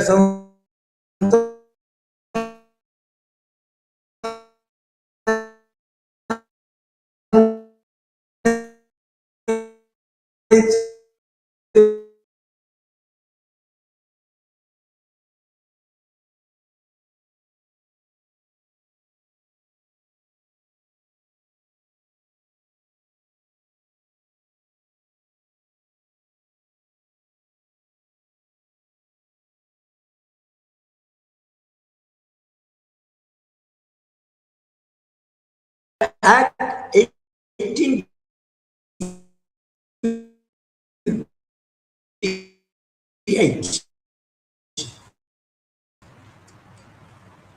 ఈ సంవత్సరంలో బ్రిటిష్ వాళ్ళకి ఎందుకు భారతదేశంలో ఉన్న వాళ్ళ ప్రాంతాలు ఏవైతున్నాయో బ్రిటిష్ కింద పరిపాలన, బ్రిటిష్ పార్లమెంటు వీళ్ళకి చట్టాలు నిజానికి అవి కొన్ని పోయి ఒక 12-13 ప్రాంతీయ ప్రభుత్వాలు అంటే బ్రిటిష్ ఇండియన్ గవర్నమెంట్స్ ఏర్పడ్డాయి. ఓకే, సో ఇలా ఏర్పడ్డప్పుడు నిజానికి బ్రిటిష్ వాళ్ళు నిజానికి డెమోక్రాటిక్ అంటే ఏ ప్రింట్ ఎన్నుకొనబడతాయో అదేవిధంగా ప్రజలచే ఎన్నుకొనబడిన ప్రతినిధుల చే పాలింపబడతాయో అవి డెమోక్రాటిక్ ప్రిన్సిపల్. ఆ డెమోక్రాటిక్ ప్రిన్సిపల్ మన భారతదేశంలో ప్రవేశపెట్టడం అనేది డెమోక్రాటిక్ ప్రిన్సిపల్ ప్రత్యేకంగా ఇవి మన ఎన్నికైన ప్రతినిధుల ద్వారా అవి పరిపాలన సాగుతుందండి. సో ఆ విధంగా పరిపాలన సాగించినప్పుడు మన భారతదేశంలో మన బ్రిటిష్ ప్రభుత్వము 1858 గవర్నమెంట్ ఆఫ్ ఇండియా యాక్ట్ అంటే భారతదేశంలోని ప్రాంతాలు బ్రిటిష్ ప్రభుత్వానికి బ్రిటిష్ పార్లమెంట్కి డైరెక్ట్గా వచ్చినాయి. సో డైరెక్ట్ అంటే బ్రిటిష్ పార్లమెంట్ మన కోసం చట్టాలు చేస్తుంది. తర్వాత బ్రిటిష్ క్యాబినెట్ మన దేశానికి సంబంధించిన అన్ని విషయాలను చర్చిస్తుంది. సో ఆ విధంగా మన అయితే ఈ ఎలక్ట్రిక్ ప్రిన్సిపల్స్ ఎన్నికల పార్టీ సిస్టమ్ మన రిప్రజెంటేటివ్ గవర్నమెంట్ అనేది 1861 1861 నుంచి మన కౌన్సిల్ చట్టం అంటారు దాన్ని. కౌన్సిల్స్ అంటే ఎన్నుకొనబడిన కౌన్సిల్స్ మన వ్యక్తులు ఎవరైతే ఉంటారో ఆ వ్యక్తులే కౌన్సిల్గా ఏర్పడి కౌన్సిల్ల చట్టం అనేది తీసుకురాబడింది 61. దాని తర్వాత 1860 తర్వాత 1892 అనేది ఇంకొక చట్టం తీసుకురాబడింది. ఈ చట్టంలో కూడా డెమోక్రాటిక్ ప్రాతినిధ్య ప్రభుత్వం అనే ప్రిన్సిపల్ దానికి తర్వాత మన 1999 సో ఇంకా కొన్ని కౌన్సిల్ చట్టాలు ఏర్పరచడం జరిగిందండి. ఇది బ్రిటిష్ ప్రభుత్వం.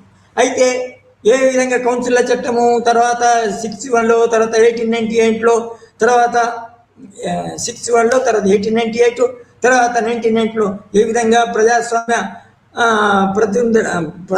ప్రజాప్రతినిధుల యొక్క ద్వారా ఎన్నికబడిన ప్రజాప్రతినిధుల పాలన మొదలుపెట్టారో అప్పటి నుంచి దానికి ఎప్పుడైతే ఎన్నికల సూత్రం కూడా మొదలు దానికి 1998లోనే ఎన్నికల సూత్రం అంటే ఏ కౌన్సిల్ యొక్క మెంబర్స్ ఉంటారో ఆ కౌన్సిల్ మెంబర్ ఎన్నిక ద్వారా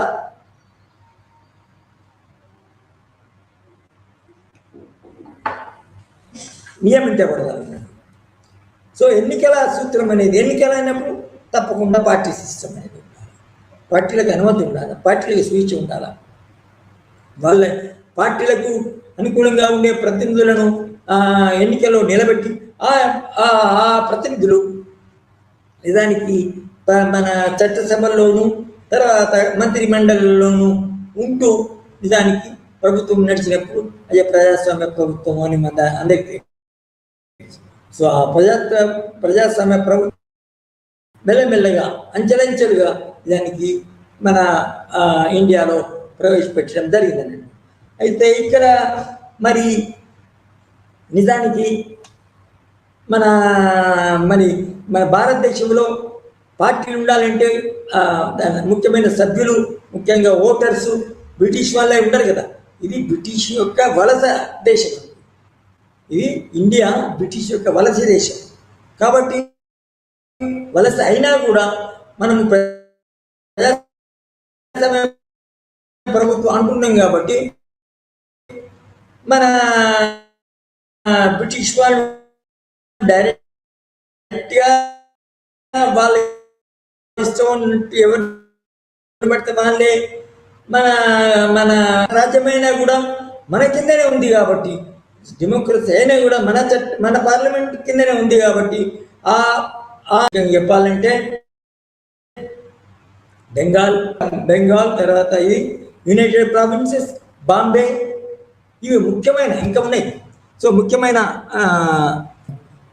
బ్రిటిష్ పార్లమెంటు మన దేశానికి చట్టాలు చేయడము జరిగింది అన్నమాట. ఈ చట్టాలు బ్రిటిష్ పార్లమెంట్ చేసింది. ఈ చట్టాలు బ్రిటిష్ పార్లమెంట్ చేసింది ఏది కానీ మన కొరకు మన దేశంలో ఇప్పుడు ఏదైతే అన్నాయో మన బ్రిటిష్ పార్లమెంట్ 1861 కౌన్సిల్స్ యాక్ట్, తర్వాత 1898 కౌన్సిల్స్ యాక్ట్, 1909 ఇది అది కూడా నిజానికి చాలా ముఖ్యమైన చట్టము. అయితే ఇక్కడ మనం చెప్పుకోవాల్సింది ఏంటంటే మళ్ళీ పార్టీ దగ్గర రావాలా. అయితే ఇక్కడ ఉన్న సంస్థానాధీశ దేశాలలో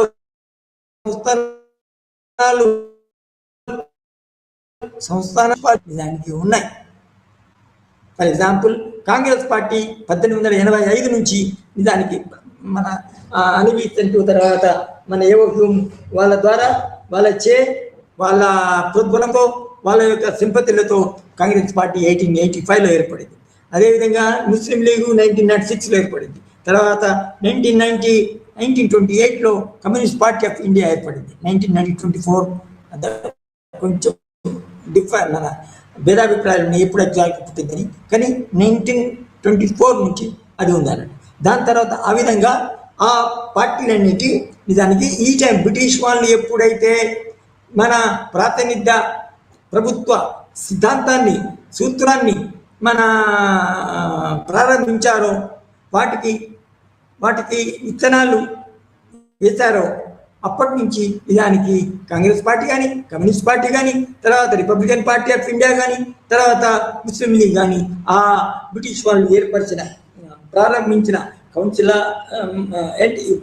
అసలు ఫస్ట్లో కౌన్సిల్లో మన ప్రతినిధులు లేకుండా ఎన్నికైన ద్వారా నియమించబడ్డ ప్రతినిధులు లేకుంటారు. తర్వాత చట్టాల్లో ఎన్నికైన ప్రభుత్వాలు ప్రతినిధులను ఉంచడం జరిగింది.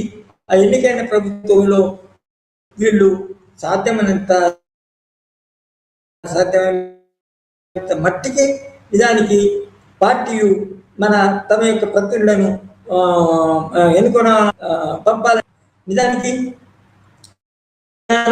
మన నైజాం ప్రాంతంలో కాకుండా నిజానికి 1858 నుంచి నిజంగా ఏ విధంగా మన పార్టీ సిస్టమ్ పనిచేసింది అనేది మనం మన సాక్షాత్కారంగా పార్టీల యొక్క మన రాజకీయ పార్టీల యొక్క కార్యక్రమాలు తర్వాత మన పార్టీలు అమలు చేయడము జరిగిందో మనం బాగా కనబడుతుంది. ఈ విధంగా మన ఫర్ ఎగ్జాంపుల్ మద్రాస్ స్టేట్లో ఆంధ్ర వాళ్ళు ఫర్ ఎగ్జాంపుల్ ఆంధ్ర వాళ్ళు ఉంటే ఆంధ్ర ప్రాంతం నుంచే మద్రాస్ అసెంబ్లీకి నిజానికి ఆంధ్ర ప్రజల యొక్క ప్రతినిధులు ఎన్నుకొనబడ్డారు. అదేవిధంగా ఇంకొక ప్రాంతం మన తమిళ భాష మాట్లాడే ప్రాంతాల నుంచి నిజానికి ఆ ప్రాంతానికి సంబంధించిన మన ప్రతినిధులు ఎన్నుకొనబడ్డారు. సో కౌన్సిల్ చట్టం ప్రకారము 1861 ప్రకారము 1898 ప్రకారము అయితే ఏ ప్రాంతంలో అయితే ఆ కౌన్సిల్స్ ఉంటాయో మొదలైంది. తర్వాత పార్టీని ప్రభుత్వం కూడా ఎందుకంటే వాళ్ళ కన్సర్న్లో ఉన్నందుకు వాళ్ళ తర్వాత వాళ్ళ నియంత్రణలో ఉన్నందుకు తర్వాత వాళ్ళకి వ్యతిరేకంగా పోరాడినందుకు వాళ్ళని బయటికి పాల్గొనేంత వరకు బ్రిటిష్ వాళ్ళు దానికి ప్రజాస్వామ్య ప్రిన్సిపల్స్ని అమలు చేశారు. అయితే వాళ్ళని వ్యతిరేకిస్తూ కలోనియల్ ప్రభుత్వం పోవాలా, తర్వాత మేము యుద్ధం ద్వారా మిమ్మల్ని ఎల్లగొడతాము అనే విధంగా మనం కానీ దాని తర్వాత కమ్యూనిస్టులు కానీ మన తర్వాత సుభాష్ చంద్రబోస్ కానీ వీళ్ళు ఏ విధంగా మన పోరాటం చేశారో ఆ పోరాటంలో పాల్గొన్న నాయకులు మాత్రము దానికి వాళ్ళను పట్టుకోవడమో జైల్లో వేయడమో లేకపోతే చంపడమో జరిగింది. కానీ తక్కిన ప్రజాస్వామ్య బద్ధంగా మన బ్రిటిష్ వాళ్ళు చేసిన కౌన్సిల్ చట్టాల్లో పాల్గొనడము, బ్రిటిష్ వాళ్ళు మన అమలు చేసిన ఎన్నికలలో పాల్గొన్న మన నాయకులకి తర్వాత వాళ్ళు ప్రాతినిధ్యం వహించే పార్టీలకి మాత్రము దానికి పూర్తిగా స్వతంత్రం ఇవ్వబడి జరిగింది. అది గాంధీజీ అటువంటి వాడు పార్టీ పాలిటిక్స్లో పాల్గొంటూ తర్వాత మన పార్లమెంట్ ప్రాతినిధ్య సంస్థల బయట కూడా అనేక ఉద్యమాలు చేపట్టాడు. తర్వాత ఆ ఉద్యమాలు శాంతియుతంగా నడిపారు కాబట్టి బ్రిటిష్ ప్రభుత్వం నిజానికి వాళ్ళను ఏమనలేదు. ఎందుకంటే మన చట్టాల్లో అయినా కూడా వాళ్ళు ఏమనుకున్నారంటే వాళ్ళ యొక్క పాలన, వాళ్ళ యొక్క మన పొజిషను, ఇంకా ఈ అపోజిషన్ బ్రిటిష్ వాళ్ళని కొంచెం క్రిటిసైజ్ చేస్తుంటే ప్రజల యొక్క సమస్యలను వాళ్ళ ముందు తీసుకొస్తే దానికి వాళ్ళ పాలన ఇంకా గట్టిగా ఉంటుంది, వాళ్ళ పాలనకి ఇంకా ప్రజల యొక్క ఆమోదం ఉంటుందని వాళ్ళు భావించారు. సో ఈ విధంగా పార్టీల పుట్టుక ఏదైతే ఉందో 1885 కాంగ్రెస్ పార్టీ నుంచి, తర్వాత ముస్లిం లీగ్, దాని తర్వాత కమ్యూనిస్ట్ పార్టీ, దాని తర్వాత ఇంకే రిపబ్లికన్ పార్టీ, ఇవన్నీ దానికి పార్టీలు. సో ఇది అయితే ఇక్కడ మనము కావాల్సింది ఏంటంటే ఈ విధంగా అన్ని బ్రిటిష్ వాళ్ళ కింద ఉన్న అన్ని ఇండియన్ రాష్ట్రాలు అయితే ఉన్నాయో, ఇండియన్ ప్రావిన్సెస్ ఉన్నాయో ఆ అన్ని రాష్ట్రాల్లో పార్టీలు తమ యొక్క ప్రతినిధులను ఎన్నుకోవడానికి, తర్వాత బ్రిటిష్ మన ఇండియన్ కౌన్సిల్లో దాన్ని పొందడానికి చాలా ప్రయత్నం చేసినాయి అన్నట్టు. నిజానికి అందులో సక్సెస్ కూడా అయినాయి. ఎందుకంటే బ్రిటిష్ వాళ్ళే పెట్టినాయి. వాళ్ళు పెట్టిన తర్వాత మన ఇండియన్ పొలిటికల్ పార్టీస్ ప్రతిపాదించిన మన వ్యక్తులనే మనం అలో చేయాలి కదా అని వాళ్ళు కూడా దానికి వ్యతిరేకం. అయితే అందులో చేసిన చట్టం అన్ని చేసిన వాళ్ళ ఇష్ట ప్రకారం చేసిన చట్టాలు, తర్వాత మన విధానాలకు అప్పుడప్పుడు బ్రిటిష్ మన రాజ్యాంగబద్ధంగా తర్వాత అహింసా పద్ధతులు కాకుండా కాన్స్టిట్యూషనల్ మెథడ్ ఉపయోగించి వాళ్ళని క్రిటిసైజ్ చేసినప్పుడు, వాళ్ళు వ్యతిరేకించినప్పుడు బ్రిటిష్ వాళ్ళు వాటిని కొన్నిటిని ఆమోదించి అవి మన పొలిటికల్ పార్టీస్ చెప్పిన ప్రతిపాదించిన డిమాండ్ చేసిన విషయాలను అమల్లో కూడా చేయడం జరిగింది. సో ఈ విధంగా పొలిటికల్ పార్టీస్ బ్రిటిష్ కాలంలోనే వచ్చినాయని మనం నేర్చుకోవాలి. తర్వాత బ్రిటిష్ కాలంలోనే ప్రజాప్రతినిధులు పార్టీ మనం నేర్చుకుంటే కమ్యూనిస్ట్ పార్టీ కూడా ఉందా, కమ్యూనిస్ట్ పార్టీ యొక్క బ్రిటిష్ వాళ్ళు చేసిన అంటే ఎస్ ఉన్నది. అయితే దాన్ని ఎప్పుడైతే కమ్యూనిస్ట్ పార్టీ మన హింసాత్మక పోరాటాల ద్వారా వర్కర్స్ అండ్ ప్రజెంట్స్ మన యొక్క మన ఉద్యమాలు చేసి బ్రిటిష్ వాళ్ళను ఎల్లగొట్టాలా, ప్రాళదూరాలా, they have to go out అని వచ్చినప్పుడు నిజానికి బ్రిటిష్ ప్రభుత్వాన్ని కమ్యూనిస్ట్ పార్టీని బ్రిటిష్ ప్రభుత్వము ఏమంటారు దాన్ని ప్రైవేట్ చేసింది, సస్పెండ్ చేసి తర్వాత డీరికగ్నైజ్ చేసి దాన్ని గుర్తింపును తీసుకున్నారు. అంటే దాని అర్థం ఏంటంటే కమ్యూనిస్ట్ పార్టీ వాళ్ళు ఎవరైనా కూడా ప్రజల్లో ఉన్నప్పుడు వాళ్ళను జైల్లో వేయడం జరుగుతుంది. అఫ్కోర్స్ మన రెండవ ప్రపంచ యుద్ధం స్టార్ట్ అయిన తర్వాత 1939లో మళ్ళీ కమ్యూనిస్ట్ పార్టీని కూడా మళ్ళీ రికగ్నైజ్ చేసి వాళ్ళు దానికి ఒక అంతర్జాతీయ ఇది పరిస్థితులకు అనుగుణంగా పరిస్థితులు మారడంలో ఆ పరిస్థితుల దృష్ట్యా ఈ కమ్యూనిస్ట్ పార్టీని మళ్ళీ రికగ్నైజ్ చేయడం జరిగింది. సో ఈ విధంగా బ్రిటిష్ కాలంలోనే మన పార్టీలు వచ్చినాయి. అయితే ఇక్కడ మనకి ఇంకోటి తెలిసింది ఏంటంటే మన బ్రిటిష్ కాలంలోనే రాజ్యాంగ సభ అంటే రాజ్యాంగం రాయడానికి కూడా ఒక కాన్స్టిట్యూయెంట్ అసెంబ్లీ రాజ్యాంగం ఏర్పడడం. అయితే రాజ్యాంగ సభ ద్వారానే మనకు మన ప్రజాప్రతినిధులు, విద్వాంసులు, తర్వాత రాజనీతి కోవిదులు, రాజనీతి శాస్త్రజ్ఞులు, తర్వాత ప్రజానాయకులు ఉండే రాజ్యాంగ సభ ఏర్పాటు కావాలని, కాన్స్టిట్యూంట్ అసెంబ్లీ ఏర్పడాలని, ఆ రాజ్యాంగ సభ ద్వారానే రాజ్యాంగం రాయబడాలని అసలు కాంగ్రెస్ పార్టీ మొట్టమొదటి నుంచి డిమాండ్ చేసేది. ఆ డిమాండ్ ప్రకారమే బ్రిటిష్ వాళ్ళు కూడా ఒప్పుకున్నారు. అయితే ఫస్ట్లో బ్రిటిష్ రాజ్యాంగ సభకి ఏర్పాటుకి బ్రిటిష్ వాళ్ళు దానికి ఫస్ట్లో ఒప్పుకోలేదు, తర్వాత ఒప్పుకున్నారు. అయితే ఇక్కడ మనము ముఖ్యంగా గమనించే మన రాజ్యాంగం సభలోనూ ఉన్న సభ్యులందరూ నిజానికి 1919 చట్టంలో ఉన్న ఎన్నికల విధానం ద్వారా నిజానికి రాజ్యాంగ పంతులు అపాయింట్ చేయబడ్డారు. అంటే రాజ్యాంగ సభ్యుల మెంబర్స్ అందరూ ప్రజలచే ఎన్నుకొనబడిన వాళ్ళే, నిజానికి మన రాజ్యాంగం ఒక విధంగా డెమోక్రాటిక్ ప్రిన్సిపల్తో ఏర్పాటైందని చెప్పొచ్చు. అందులో ముఖ్య పాత్ర వహించిన వాళ్ళు మన రాజ్యాంగ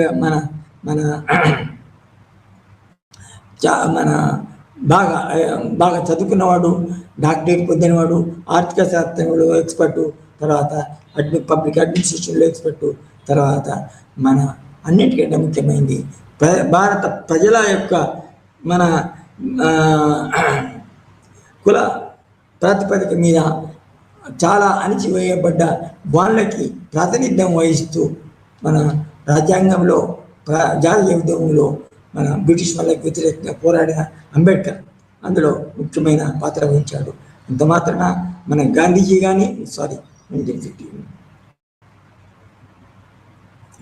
కానీ తర్వాత రాజేంద్ర ప్రసాద్ కానీ, దాని తర్వాత నెహ్రూ కానీ, తర్వాత ఇతరులు ఇంకా వాళ్ళు కూడా ముఖ్యమైన పాత్ర వహించారు.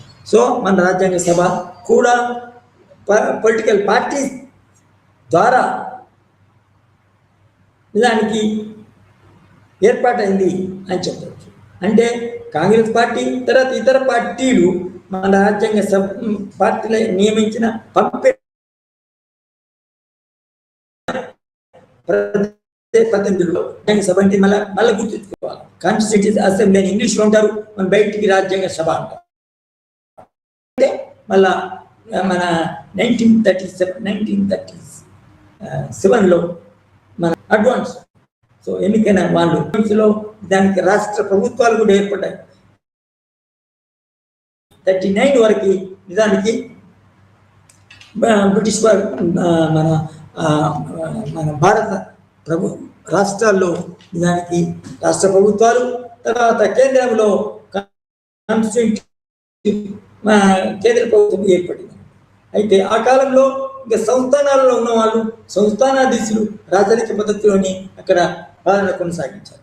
అయితే ఇక్కడ కాన్స్టిట్యూంట్ అసెంబ్లీలో మాత్రము మన సంస్థానాలలో అంటే మన స్వదేశీ సంస్థానాలలో ఉన్న ఉద్యమాల ద్వారా అక్కడ ఉన్న పార్టీల ద్వారా వచ్చిన కొందరు సభ్యులు మాత్రము ఈ మన పంపొచ్చు ఇది రాజ్యాంగ సభలోకి. అంటే సంస్థానాల యొక్క ప్రతినిధులు కూడా రాజ్యాంగ సభలో రాజ్యాంగ రచించడానికి ఏర్పాటు చేయబడిన సభలో దానికి చేరడం జరిగింది అని చెప్పవచ్చు. ఆ విధంగా కూడా ఒక రకంగా అది కూడా అందుకొరకే నిజానికి మన సంస్థానాలు కూడా అన్ని మన కొత్తగా ఏర్పడ్డ ఇండియాలో చేరడం జరిగింది. ఎందుకంటే వాళ్ళ యొక్క ప్రభుత్వాలు నిజానికి మన బ్రిటిష్ కాలంలోనే ఏర్పడ్డాయి. బ్రిటిష్ కాలంలో మన తమ యొక్క డిమాండ్స్ అనుకూలంగా మన బ్రిటిష్ ప్రభుత్వం నుంచి తమకు కావాల్సిన డిమాండ్స్ని నెరవేర్చుకుంటూ నిజానికి వాళ్ళకి ట్రైనింగ్ కూడా పొందినారు. సో 1950లో దానికి రిపబ్లిక్ వచ్చిన తర్వాత మన రాజ్యాంగం ప్రకారమే ఒక 1951లో ఒక పీపుల్ రిప్రజెంటేటివ్ యాక్ట్ 1951లో వచ్చింది. అందులో ప్రజలు ఏ విధంగా ప్రజలను ఎన్నుకోవాలా, ఆ ఎన్నికల కమిషన్ ఉంటుంది. ఆ కమిషన్ ఎన్నికలను మన కండక్ట్ చేస్తుంది. అందులో చిన్నోళ్ళు పెద్దలు ఇద్దరు పెద్దోళ్ళు కూడా, for example even Ambedkar, even Nehru, even Rajendra Prasad, they have to contest the elections. They have to get elected. If the people don't elect, they cannot go to the assembly or parliament. So ఈ విధంగా రాజకీయ పక్షాలు ముందుకున్నాయి. సో 1950 తర్వాత ఏం జరిగింది అంటే first ముఖ్యంగా national పార్టీసే దాని ఆధిక్యతలో నేషనల్ పార్టీలే మన ఆ సిచ్యువేషన్లో ఆ సందర్భాలు ఉన్నాయి. సామాన్యంగా ప్రాంతీయ ప్రభుత్వాలే ఉన్నాయి, ప్రభుత్వాలు ఉన్నాయి, కానీ ప్రాంతీయ ప్రభుత్వాల్లో కూడా నేషనల్ పార్టీస్ డామినేట్ చేస్తాయి. ప్రాంతీయ పార్టీలు లేవు, కానీ ప్రాంతాలు ఉన్నాయి. ఆ ప్రభుత్వాలు ఏర్పరచుకున్నాయి. కానీ ఆ ప్రాంతీయ ప్రభుత్వాలలో కూడా నేషనల్ పార్టీసే అధికారంలో చేసినాయి. నేషనల్ పార్టీసే తమ యొక్క ప్రతినిధులు పంపాయి. తమ యొక్క ప్రతినిధులే అందులో కేబినెట్ మంత్రివర్గాలను ఏర్పాటు చేశారు. సో అయితే అప్పుడు ముఖ్యమైన పార్టీలు ఇది మన రాజ్యాంగము అధికారంలోకి అమలులోకి వచ్చినప్పుడు ఏ పార్టీ అంటే నంబర్ 1 కాంగ్రెస్ పార్టీ, దాన్ని ఇండియన్ నేషనల్ కాంగ్రెస్ INC ఏదైతే 1885లో ఏర్పడిందో, అదేవిధంగా కమ్యూనిస్ట్ పార్టీ 1924లో ఏర్పడింది. అదేవిధంగా ముస్లిం లీగ్ 1906లో ఏర్పడింది. అదేవిధంగా రిపబ్లికన్ పార్టీ ఆఫ్ ఇండియా. తర్వాత కొన్ని మన సంస్థానాలలో కూడా కొన్ని పార్టీస్ ఏర్పడింది. PDF ఇవి ఫర్ ఎగ్జాంపుల్ మన నైజాం మరియు తెలంగాణ ప్రాంతం నుంచి ఏర్పడింది. తర్వాత ఇంకా కొన్ని ఉన్నాయి. కానీ మేజర్గా ప్రభుత్వం ఏర్పాటు చేయగల నాయకులు, తర్వాత కార్యకర్తలు ఉన్న పార్టీలు మాత్రము communist party of India, Indian national Congress, తర్వాత ముస్లిం లీగ్. ఈ 3 ముఖ్యమైనవి. రిపబ్లికన్ పార్టీ ఆఫ్ ఇండియా కూడా ఉందనుకోండి. అయితే ఈ ఈ మూడిట్లో కూడా మన పెద్ద పార్టీ, చాలా పాపులర్ పార్టీ, ఇదివరకే దేశమంతా బ్రిటిష్ ప్రాంతాల్లోనూ, తర్వాత స్వదేశీ సంస్థానాల్లోనూ నిజానికి అతి మన ప్రాబల్యం గలది, తర్వాత పాపులారిటీ ఉంది, తర్వాత నిజంగా మన పోరాటాలు చేసింది. అది ముఖ్యంగా కాంగ్రెస్ పార్టీ, దాని తర్వాత కమ్యూనిస్ట్ పార్టీ. కూడా ఏ ప్రాంతంలో కూడా వాళ్ళ యొక్క సంఖ్యాబలం చాలా తక్కువ ఉంటుంది కదా.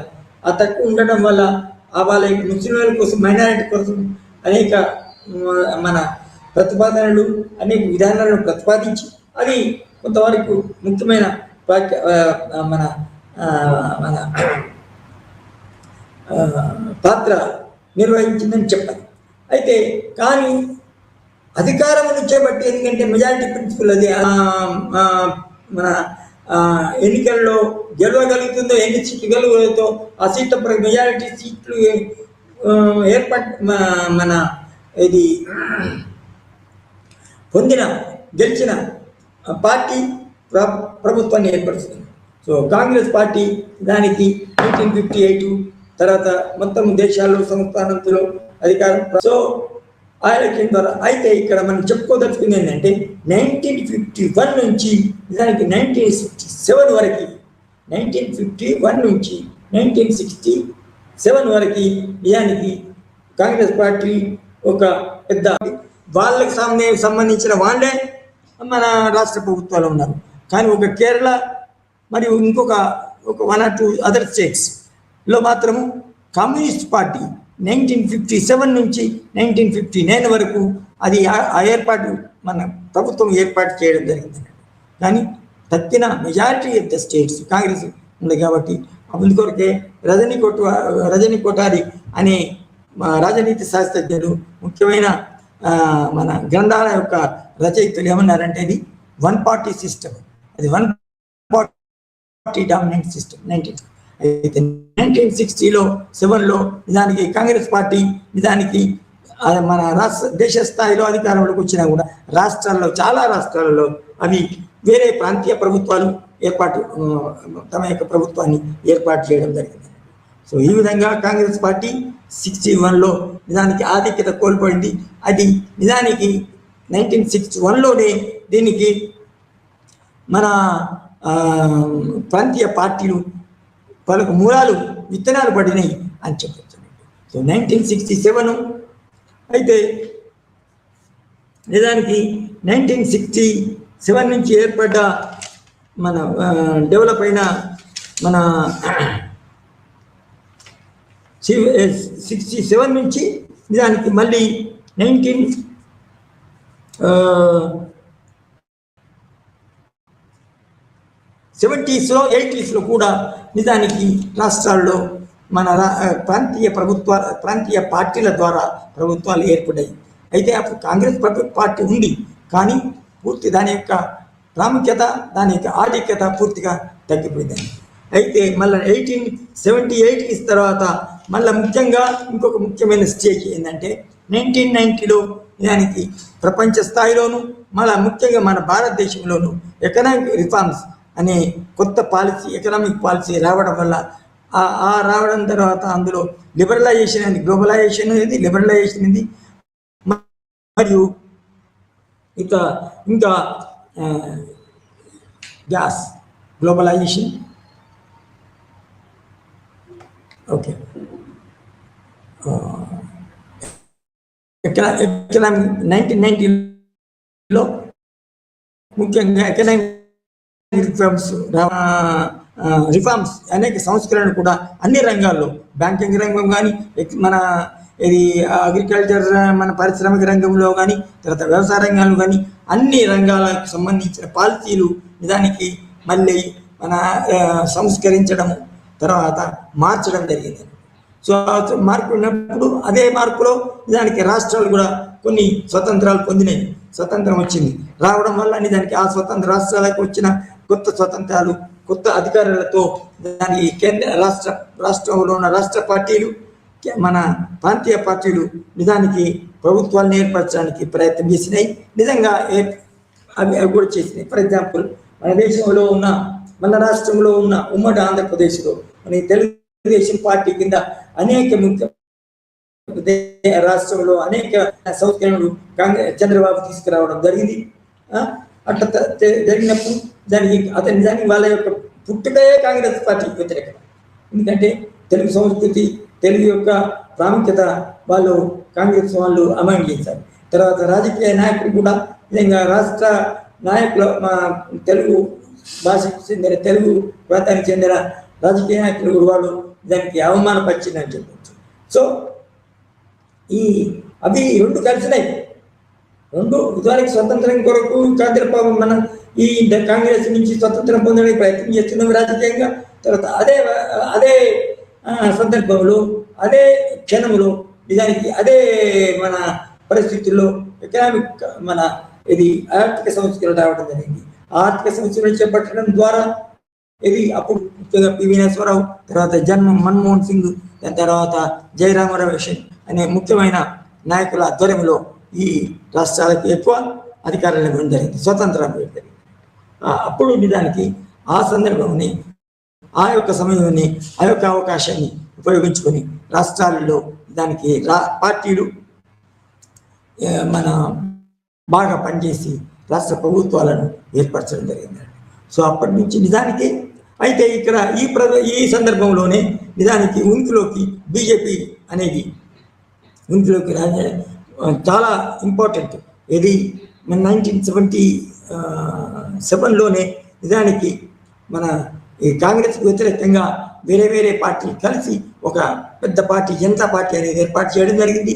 ఆ జనతా పార్టీ కొన్ని రోజులు దాని దేశాన్ని పరిపాలించింది. కానీ అది కూడా దానికి విచ్ఛిన్నమైపోయింది.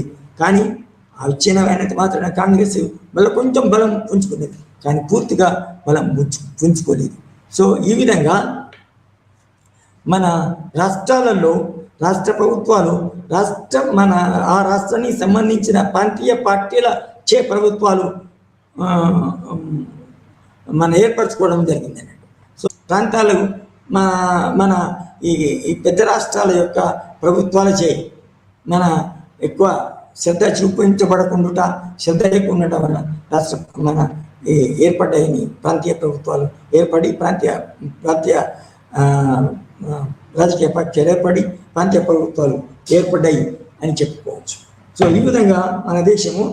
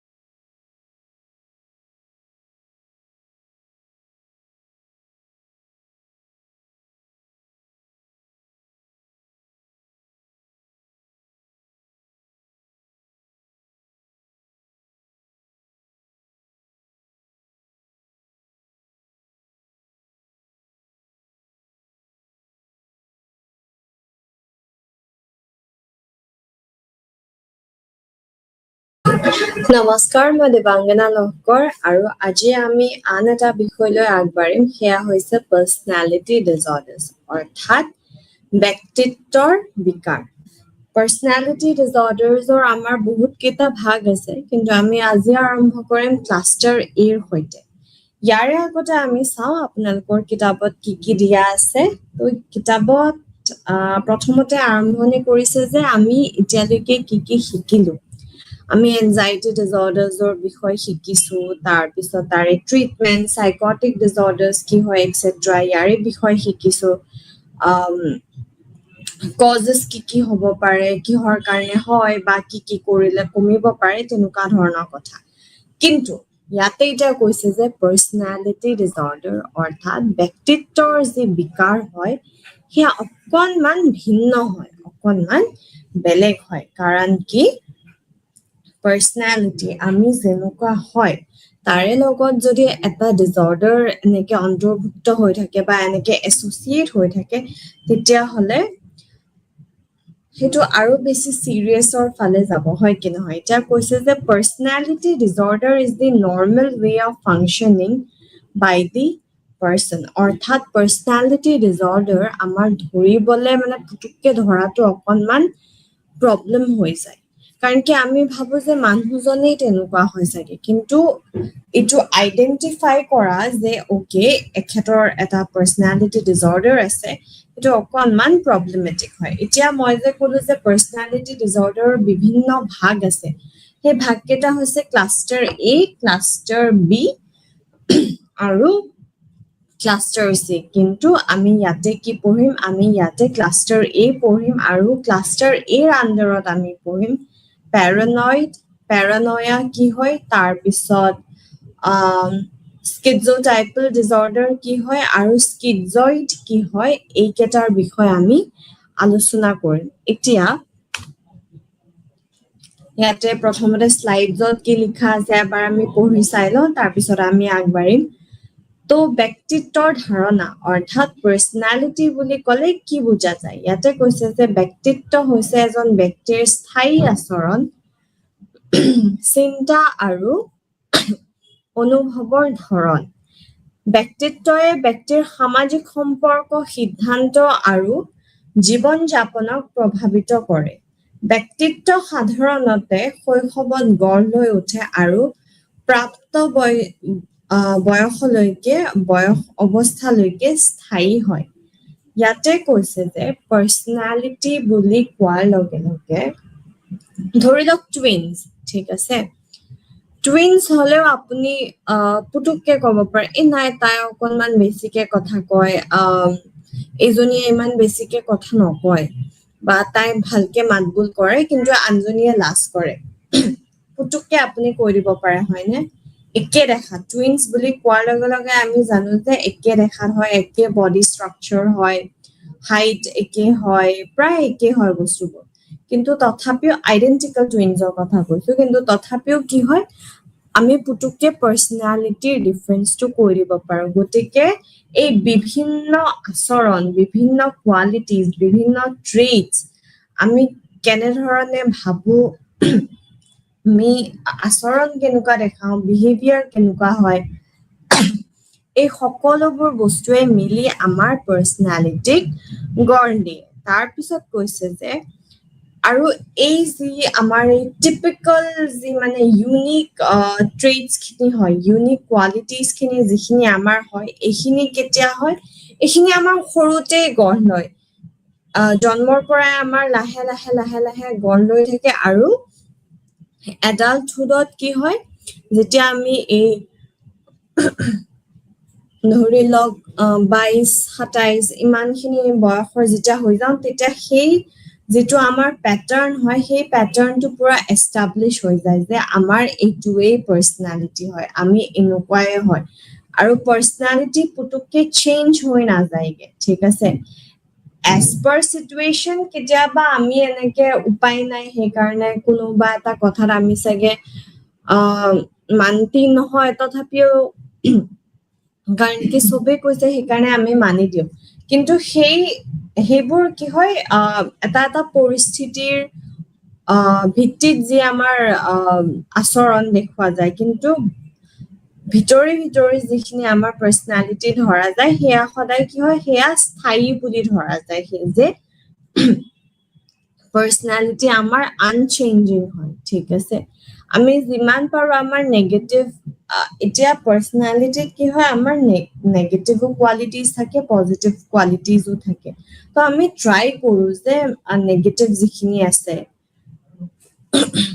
সেইখিনি আমি অকণমান শুধৰণি কৰিবলৈ ট্ৰাই কৰো, কিন্তু অভাৰঅল পাৰ্চনেলিটি চেঞ্জ কৰা ইমান ইজিও নহয়, সম্ভৱো নহয়। আৰু ইয়াতে সাইকোলজি বেচিছত পাৰ্চনেলিটি সদায় আনচেঞ্জিং হয়, অৰ্থাৎ পাৰ্চনেলিটি স্থায়ী হয়। তাৰপিছত কৈছে এইবোৰ কেৰেক্টাৰিষ্টিক্সে, ভাল বেয়া সকলো কেৰেক্টাৰিষ্টিক্সে এজন মানুহক ভিন্ন কৰি তোলে, যে মই আনৰ পৰা কেনেকে বেলেগ হয়। এই পাৰ্চনেলিটিৰ কাৰণেই মই আনৰ পৰা বেলেগ হয়, মই যেনেকুৱা হয় আনবোৰ মানুহ তেনেকুৱা হ'ব নোৱাৰে, আৰু সেইকাৰণে মই ইউনিক হয়, সেইকাৰণে মোৰ পাৰ্চনেলিটি বেলেগ হয়।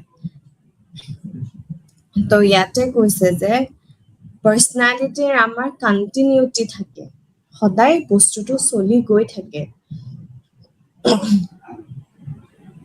তাৰপিছত পাৰ্চনেলিটিৰ কনষ্টেঞ্চি থাকে, কনষ্টেঞ্চি অৰ্থাৎ মই দুপৰীয়া এটা মানুহ আৰু ৰাতি এটা মানুহ হ'ব নোৱাৰো, সেইটো কনচিষ্টেণ্টে থাকো মই, যে মই এক্সট্ৰভাৰ্ট হয়, কথা পাতি ভাল পাওঁ, মানুহক লগ কৰি ভাল পাওঁ, কেতিয়াবা মুড অফ হৈ গৈছে তেতিয়া অকলে আছো সেইটো বেলেগ কথা, কিন্তু 95% টাইম মই মানুহৰ লগত থাকি ভাল পাওঁ, মই কথা পাতি ভাল পাওঁ, আড্ডা দি ভাল পাওঁ, এটচেট্ৰা। তো সেই 95 to 99% অফ দ্য টাইমছ মই তেনেকুৱাই হৈ থাকিম, সেইকাৰণে কনচিষ্টেঞ্চি আৰু ষ্টেবিলিটি, এই ট্ৰেডছবোৰ কম বেছি পৰিমাণে যি আমাৰ ভাল বেয়া, যিয়ে আমাক পৰিপূৰ্ণ কৰে, সম্পূৰ্ণ কৰে আৰু আনৰ পৰা ভিন্ন কৰে, এইবোৰ আমাৰ বহুত ষ্টেবল কোৱালিটিজ হয়, মানে এদিন বাদে এদিন চেঞ্জ হৈ নাথাকে, কণ্টিনিউ হৈ গৈ থাকে। গতিকে এই গোটেইখিনি কি হয়, পাৰ্চনেলিটি, এই কোৱালিটিজ খিনি আমাৰ লগত থাকে, কিন্তু সেয়া আমি কি কৰো, সেয়া পিছলে ডেভেলপহে হৈ থাকে, আমি যিমান পাৰো ৰিফাইন কৰিব ট্ৰাই কৰো। এইখিনি হৈ গ'ল। তাৰ পিছত ইয়াতে এটা কৈছে যে পাৰ্চনেলিটি বিশেষকৈ 5টা ডাইমেনশ্যনৰ ওপৰত বেছড হয়। নিউৰটিচিজম, তাৰপিছত নিউৰটিচিজম এজ ইন আমি চিটুৱেশ্যনছবোৰক কেনেকে ল'ব পাৰো, আমি বেছিকে ভয় খাই দিওঁ নেকি, নে আমি বহুত কনফিডেণ্ট হয় যে নাই অ'কে পাৰিম আমি মেনেজ কৰিব, তেনেকুৱা ধৰণৰ হয় নে এক্সট্ৰাভাৰ্জন, ইন্ট্ৰভাৰ্জন। এক্সট্ৰাভাৰ্জন ইন দ্য চেন্স কেতিয়াবা কি হয়, মানুহবোৰ বহুত ছ'চিয়েল হয়, কথা পাতি ভাল পায়, পাৰ্টি কৰি ভাল পায়, তেনেকুৱা ধৰণৰ হয় নে ইন্ট্ৰভাৰ্ট, যে নাই মই মোৰ ৰুমত থাকি কিতাপখন পঢ়ি ভাল লাগে, বা লেপটপতে কিবা কিবি চাই ভাল লাগে, বা নেটফ্লিক্সতে মই চিৰিজ চাই ভাল পাওঁ, নে অকণমান তেনেকুৱা হয়। তাৰপিছত এগ্ৰিয়েবলনেছ, যেনেকে পিপল প্লিজাৰ থাকে ন, যে মানুহে যিখিনি কৈছে সেইখিনি কি হয়, বহুত সংখ্যক মানুহে মানি লয়, আৰু কিছুমান এনেকুৱা আছে যে নাই মোৰটোৱেই হ'ব লাগিব, মোৰ মতে হ'ব বস্তুটো। গতিকে আপুনি কোনটো চাইডত পৰে, যে ঠিক আছে চবে কৈছে সেইকাৰণে মই মানি লওঁ যে নাই, নে আনটো ফালে আছে আপুনি যে নাই 50টা কি 100টা মানুহে ক'লেও মই এই কথাটো নুশুনো, মই মোৰ মতে কৰিম, সেইটো হৈছে এগ্ৰিয়েবলনেছৰ কোৱালিটি।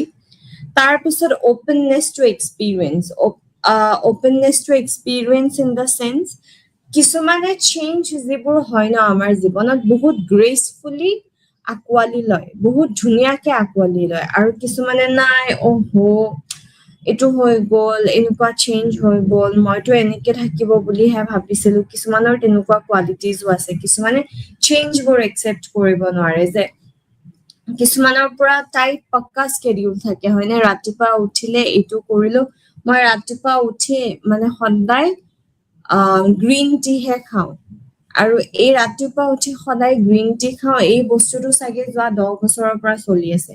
কিন্তু আকৌ আপুনি আন কিছুমান এনেকুৱা মানুহ পাব যাৰ এনেকুৱা হয়, ৰাতিপুৱা উঠিছো আজি বিৰিয়ানী খাই দিলো নাই ৰাতিপুৱা গ্ৰীণ টি চাহ তা নাই আৰু পানী চানিও খাবলৈ নাই মন গৈছে আজি বিৰিয়ানী খাই দিছো তাৰপিছত গধূলি অফিচত ইমান হেৰি মিলা নাই বাদে কবাত হেৰি নতুন কিবা এটা জেগা খুলিছে তাতে গৈ অকনমান হেৰি হেং আউট কৰি আহো তো তেনেকুৱাও কিছুমান মানুহ আছে যোনে কনষ্টেন্ট চেঞ্জ বা সেই এক্সপিৰিয়েন্সেছ বোৰ বিচাৰি থাকে তাৰপিছত কনচাইনটিয়াছনেছ ইয়াতে এটা ভাগ হয় কি যিবোৰ কনচাইনটিয়াছ হয় সেই মানুহখিনি বহুত পাঞ্চুৱেল হয় টাইম টু টাইম চলে ডিসিপ্লিনড হয় তাৰপিছত আকৌ আমাৰ দৰেও কিছুমান মানুহ আছে হয়নে কামত বস্তুবোৰ নহয় শেষেই নহয় সদায় লাষ্ট মুহূৰ্তলৈকে ৰখি থাকো খেলি মেলি হয় আমাৰ ইমান পাৰ্টিকুলাৰ আমি নহয়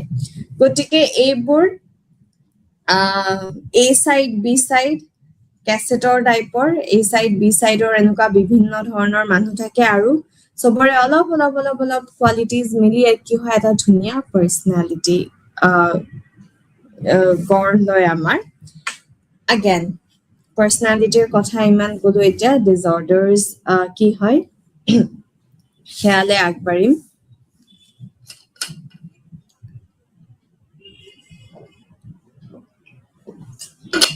Okay. তো এটা কৈছে যে পাৰ্সোনালিটি ডিসঅৰ্ডাৰস হৈছে heterogeneous group of disorders তাৰ মানে কোৱালিটিজ বোৰ কম বেছি পৰিমাণে কেনেকে খেলি মেলি হৈ আপোনাৰ পাৰ্সোনালিটিত মিলি থাকিব একো ক'ব নোৱাৰি সেইকাৰণে পাৰ্সোনালিটি ডিসঅৰ্ডাৰ আইডেন্টিফাই কৰা খুব মানে প্ৰবলেমেটিক হয় কেতিয়াবা ধৰি লওক আপোনাৰ ৰিলেশনশ্বিপ মাক আৰু জীয়েকৰ ৰিলেশনশ্বিপ এটা ধৰো তো কি হয় যদি ছোৱালী গৰাকীৰ মানে জীয়েক গৰাকীৰ এনেকুৱা ফিল হৈছে যে মই ইমান কৰো মা কেতিয়াও স্যাটিসফাই নহয় বা মাক মই ইমান হেল্প কৰি দিও বা ইমান এটো কৰি দিও বা মই মাৰ কাৰণে ইমানখিনি কৰো ষ্টিল মায়ে মোক মানে মায়ে মোৰ কথা নাভাবে মায়ে নিজৰ কথাই ভাবি থাকে নিজৰ টাইম নিজৰ খানা নিজৰ অফিস নিজৰ অমুকটো মোলে টাইম নাই নিজৰ মিটিংস পাৰ্টিজ এটসেট্ৰা সব নিজৰ গুণ গাই থাকে মই মানে মোৰ এচিভমেন্ট বোৰ মানে এনেকুৱা হয় কি একদম null and void achievement একো মানে ভাল কাম মই কৰাই নাই তেনেকুৱা এটা বহুত লো ফিল হৈ যায় হয়নে এতিয়া ইয়াতে মাকজনীৰ কি হৈছে মাকজনী সাংঘাতিক সেলফ সেন্টাৰ্ড নার্সিসিস্ট ওকে এই নার্সিসিস্টিক পাৰ্সোনালিটিটো আইডেন্টিফাই কৰাও এটা সাংঘাতিক প্ৰবলেম তো আমি পুতুককে ধৰিব নোৱাৰো সদায় আমি ভাবো যে মই মোৰ কিবা হৈ আছে নেকি যে আনজন ব্যক্তিয়ে মোক মানে এনেকুৱা ধৰণৰ বিহেভ কৰিছে কিন্তু নহয় তেওঁ একচুয়ালি পাৰ্সোনালিটি ডিসঅৰ্ডাৰ এটা ভুগি আছে গতিকে সেই কাৰণে তেওঁ নিজৰ মাজতে ইমান খেলিমেলি চলি আছে তো আৰু যিখিনি ফ্যামিলি আছে ফ্ৰেন্ডস আছে তেওঁলোকক সময় দিয়া বা তেওঁলোকৰ কথা শুনা বা বিবেকেৰে চিন্তা কৰা যেটো আমি কোন কনসিয়াস মাইন্ডেৰে ডিসাইড কৰা বিবেকেৰে সিদ্ধান্ত লোৱা মানে সেই সিস্টেমটো কামেই নকৰে পাৰ্সোনালিটি ডিসঅৰ্ডাৰ যেতিয়া হয়গে ইয়াতে কৈছে যে পাৰ্সোনালিটি ডিসঅৰ্ডাৰৰ যিবোৰ প্ৰবলেমছ হয় ইয়াতে কি হয় it is formed by a stable positive sense of self and sustaining close and constructive relationship তাৰ পিছত কৈছে যে DSM-5 ৰ কথা কৈছে যে এজন ব্যক্তিয়ে পাৰ্সোনালিটি ডিসঅৰ্ডাৰত যদি ডায়াগনোজ হ'ব লাগে তেতিয়া হলে প্ৰথম কথা নিজৰ যি সেলফ আছে ন সেলফক লৈ যিখিনি কনসেপ্ট আছে সেইখিনিত সাংঘাতিক খেলিমেলি এইদৰ ভাবিব যে মই অল ইন অল মই সবতকে বেছি জানো মই সবতকে বেছি পাৰো মুতকে তো পাৰা কোনো মানুহ নাই অৰেল সাংঘাতিক লো সেলফ এস্টিম যে মানে পৃথিৱীৰ সব মানুহে সব কাম পাৰে মানে মই এটা আখৰো লিখিব নোৱাৰো এনেকুৱা ধৰণৰ লো সেলফ এস্টিম তাৰ পিছত পাৰ্সোনালিটি ডিসঅৰ্ডাৰ যাৰ আছে তেওঁলোকৰ ৰিলেশনশ্বিপ যিবোৰ ইন্টিমেট ৰিলেশনশ্বিপ যেনেকে হাজবেণ্ডৰ লগত হওক ৱাইফৰ লগত হওক বাচ্ছাৰ লগত হয় মাক বাপেকৰ লগত হওক সিবলিংছ বাইক ভনীয়েকৰ লগত হওক সাংঘাতিক ডিস্টাৰ্বড ৰিলেশনশ্বিপ এটা হয় কিয় কাৰণ কি যেতিয়া আমি নিজৰ লগতে সুখী নহওঁ নিজে নিজক লৈ সুখী নহওঁ তেতিয়া আমি আনৰ বস্তুবোৰ কেনেকে চম্ভালিম হয়নে আনৰ লগত ৰিলেশনশ্বিপবোৰ কেনেকে আমি চলাই যাম অসম্ভৱ প্ৰব্লেম হৈ যায় তেতিয়া গতিকে আৰু এইখিনি ঘৰত বুলি নহয় আপুনি অফিচত যাওক আপুনি ৰাস্তাত যাওক যতে নাযাওক কিয় কাৰণ কি মই যেতিয়া ভাবো যে মই অল ইন অল হয় মই এই ৰাস্তাটোৱেদি খোজকাঢ়ি আছো তুমি মোৰ ৰাস্তাটোৱেদি কিয় আহিছা তো সেই কথাটোতে ইগো এটা হৈ ফেলে কাজিয়া এখন লাগি যাব পাৰে পাব্লিক ৰাস্তা হয় যোনে যাব পাৰে কিন্তু মই গৈ আছো তুমি মোৰ সাইডেদি কিয় গৈ আছা তেতিয়া যেতিয়া এখন কাজিয়া হৈ যায় ইউজুৱেলি আমাৰ মানুহবোৰৰ ধাৰণা কি হয় এজনে কাজিয়াই কৰি ফুৰে সবৰে লগত কাজিয়া লাগে নহয় সবৰে লগত কাজিয়া লাগা সেইটো ক্যাৰেক্টাৰ নহয় সেইটো এটা পাৰ্সোনালিটি ডিসঅৰ্ডাৰ হয় ওকে and empathy এটা সাংঘাতিক ভাল কোৱালিটি বা আজিকালিৰ যুগত এনেও নোহোৱা হৈ গৈছে কিন্তু মানুহৰ এম্পেথি থাকাটো খুবেই জৰুৰী হয়নে যে কাৰোবাৰ দুখ কষ্ট বুজাটো আমাৰ দায়িত্বও হয় ৰেসপন্সিবিলিটিও হয় কিন্তু যিসকলৰ পাৰ্সোনালিটি ডিসঅৰ্ডাৰ্স আছে তেওঁলোকৰ এম্পেথি যিটো কোৱালিটি যে আন মানুহৰ দুখ কষ্ট বুজা যিটো ট্ৰেট হয় যিটো নেচাৰ হয় তেওঁলোকৰ সেই নেচাৰটো একদমেই জিৰো মানে থাকে ওকে তো ইয়াতে কৈছে যে again personality disorder আপোনাৰ ডায়াগনজ হ'বলে এই বস্তুটো ফ্লেক্সিবল হ'ব নোৱাৰে আপুনি যেনেকুৱা হয় তেনেকুৱা একদম ঢিট একদম stubborn নাই কাৰো কথা নুশুনো তেনেকুৱা ধৰণৰ মেন্টালিটি লৈ যেতিয়া এজন মানুহে চলি আছে আৰু সেইখিনি কোৱালিটিয়ে যেতিয়া ডেইলি লাইফ ডিস্টাৰ্ব কৰি দিয়ে যেতিয়া আপোনাৰ কামত ডিস্টাৰ্ব কৰি দিয়ে তেতিয়া কি হয় একচুয়ালি ঘৰৰ মানুহেও মানে ৰেকগনাইজ কৰিব পাৰিব লাগিব যে yes personality disorder হৈছে কাৰণ কি মোৰ as a individual মোৰ যদি personality disorder এটা হৈ আছে very difficult মই নিজে গম পাবলে যে মোৰ নিজৰ personality এটা খেলিমেলি চলি আছে একদম অসুবিধাজনক হয় কিন্তু ঘৰৰ মানুহে যদি আইডেন্টিফাই কৰি দিব পাৰে যে নাই ওকে কিবাটো প্ৰবলেম হৈ আছে ইমান এনেকুৱা ইনসেনসিটিভ মানুহ কেনেকে হ'ব পাৰে যে হৈছে মৰিছে আৰু বাদ দে দুখ পাইছে হ'ব এক্সিডেন্ট হৈছে কি আৰু সবৰে এক্সিডেন্ট হয় সবে মৰে এনি টাইম যদি এনেকুৱা ইনসেনসিটিভ কিবা এটা হৈ থাকে তেতিয়া হলে as family members ইটো ৰেকগনাইজ কৰাত probably যোন ভুক্তভোগী হয় তেওঁলোকৰ অকনমান হেল্প হৈ যায় তাৰ পিছত কৈছে যে again 2 মাহ 3 মাহ বা বছৰ ধৰি এই কোৱালিটিটো এনেকুৱা হৈ থাকিব লাগিব কেতিয়াবা কি হয় আপোনাৰ নিজৰ জীৱনতে ইমান ঘটনা হৈ যায় যে আপুনি মানে বেলেগৰ কি হৈছে চাবলে আৰু ধৈৰ্য নাথাকে সেইটো এটা ফেজ হয় সেইটো মানুহৰ হয় কেতিয়াবা কিন্তু কাৰোবাৰ যদি সৰুৰ পৰা এনেকুৱাই হয় আই ডোন্ট কেয়াৰ এটিটিউডত চলি আছে মই ঠিকে থাকিব লাগিব বাকি মোৰ কাষত বহাজনীৰ মানে হেৰি কিবা প্ৰবলেম হৈছে কবাত দুখ পাইছে একদম মোৰ কথা নহয় এনেকুৱা হলে তেতিয়া মানে এনেকুৱা যেতিয়া কন্টিনিউ হৈ থাকে তেতিয়াহে আমি ক'ব পাৰো যে yes তেওঁৰ পাৰ্সোনালিটি ডিসঅৰ্ডাৰ কিবা এটা আছে তাৰ পিছত ইয়াতে কৈছে যে পাৰ্সোনালিটি ডিসঅৰ্ডাৰ হলে এফেক্ট কি হয় এফেক্ট হয় আমাৰ কগনিশন সাধাৰণ মানুহে যেনেকে ভাবে পাৰ্সোনালিটি ডিসঅৰ্ডাৰ থকা মানুহবোৰে তেনেকে নাভাবে ঠিক আছে যেনেকে হেৰি এটা পাৰ্সোনালিটি এনেকুৱাও আছে যে মোৰ এগেইনষ্টে সবে মাৰ্ডাৰ প্ল্যান কৰি আছে ওকে নাই মুকে মানে সবে ক্ষতি কৰিবলৈ ট্ৰাই কৰি আছে এতিয়া মই যদি ভাবো মোৰ কাষত বহা মোৰ ঘৰৰ সন্মুখত থকা মানুহ মোৰ ঘৰৰ আগৰ দোকানখনৰ মানুহে চবে বাছ ভাবি আছে নাই এইটো এতিয়া হেৰি কৰিব লাগিব এই কিডনেপ কৰিব লাগিব মাৰ্ডাৰ কৰিব লাগিব এইটো কগনিশ্যন নৰ্মেল নহয় ওকে সো যেতিয়া কওঁ যে একদম তাহাঁতে মোৰ কথা বেয়াকে পাতি থাকে তাহাঁতে মোৰ এগেইনষ্টে প্লট কৰি আছে তাহাঁতে মানে একদম মোক কেনেকে মানে এই ৰাস্তাৰ পৰা গুচাব পাৰো এইবোৰে ভাবি আছে সেইটো এটা আপোনালোকৰ কাৰণে হেৰি হয় ট্ৰিক হয় যে ইয়েছ প্ৰবাবলি কিবা অলপ খেলি মেলি আছে ওকে তো কগনিশ্যনত সাংঘাতিক এফেক্ট কৰে তাৰ পিছত কৈছে যে ৰেঞ্জ ওকে ইমোশনাল ৰিয়াকশ্যন ইমোশনাল ৰিয়াকশ্যন এজ এন ধৰি লওক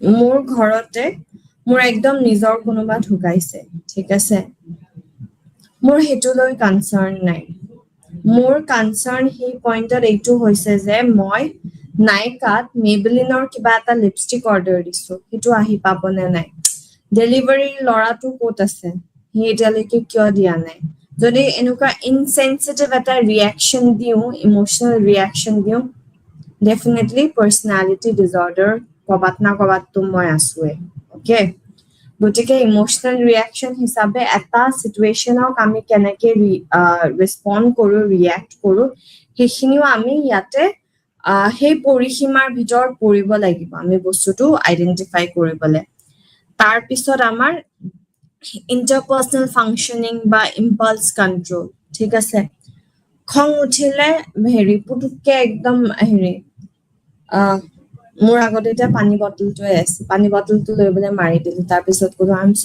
চৰি মোৰ খং উঠি গৈছিলে নাই এইবোৰ এংগাৰ ইছ্যুজ যিটো আমি জেনেৰেলি কওঁ ন মোৰ বহুত এংগাৰ ইছ্যুজ আছে ন এংগাৰ ইছ্যুজ নহয় এইবোৰ পাৰ্চনেলিটি ডিজৰ্ডাৰ হয় তোমাৰ যিমানে খং নুঠক কিয় তোমাৰ খং উঠিছে কাৰণে বটল এনেকে মাৰি দিছা মাথা ফাটাই দিছা লজিকেল নহয় এইবোৰ গতিকে এইবোৰ পাৰ্চনেলিটি ডিজৰ্ডাৰৰ ভিতৰত পৰে সৰু সৰু কথা কিন্তু আমি কি কৰো আমাৰ ধাৰণাবোৰ এনেকুৱাই খং উঠিলে এনেকুৱা কৰে এই কাজিয়া কৰি থাকে নহয় যদি অকনমান ভিতৰলৈকে যায় আপোনালোকে তেতিয়াহ'লে আপোনালোকে পাৰ্চনেলিটি ডিজৰ্ডাৰবোৰ ডিস্কভাৰ কৰিব যিবোৰ আমাৰ ক্লাষ্টাৰ এ ক্লাষ্টাৰ বি ক্লাষ্টাৰ চিৰ আণ্ডাৰত পৰে আৰু এতিয়া আমি লাহে লাহে লাহে লাহে সোমাই যাম ক্লাষ্টাৰ এৰ ভিতৰত অ'কে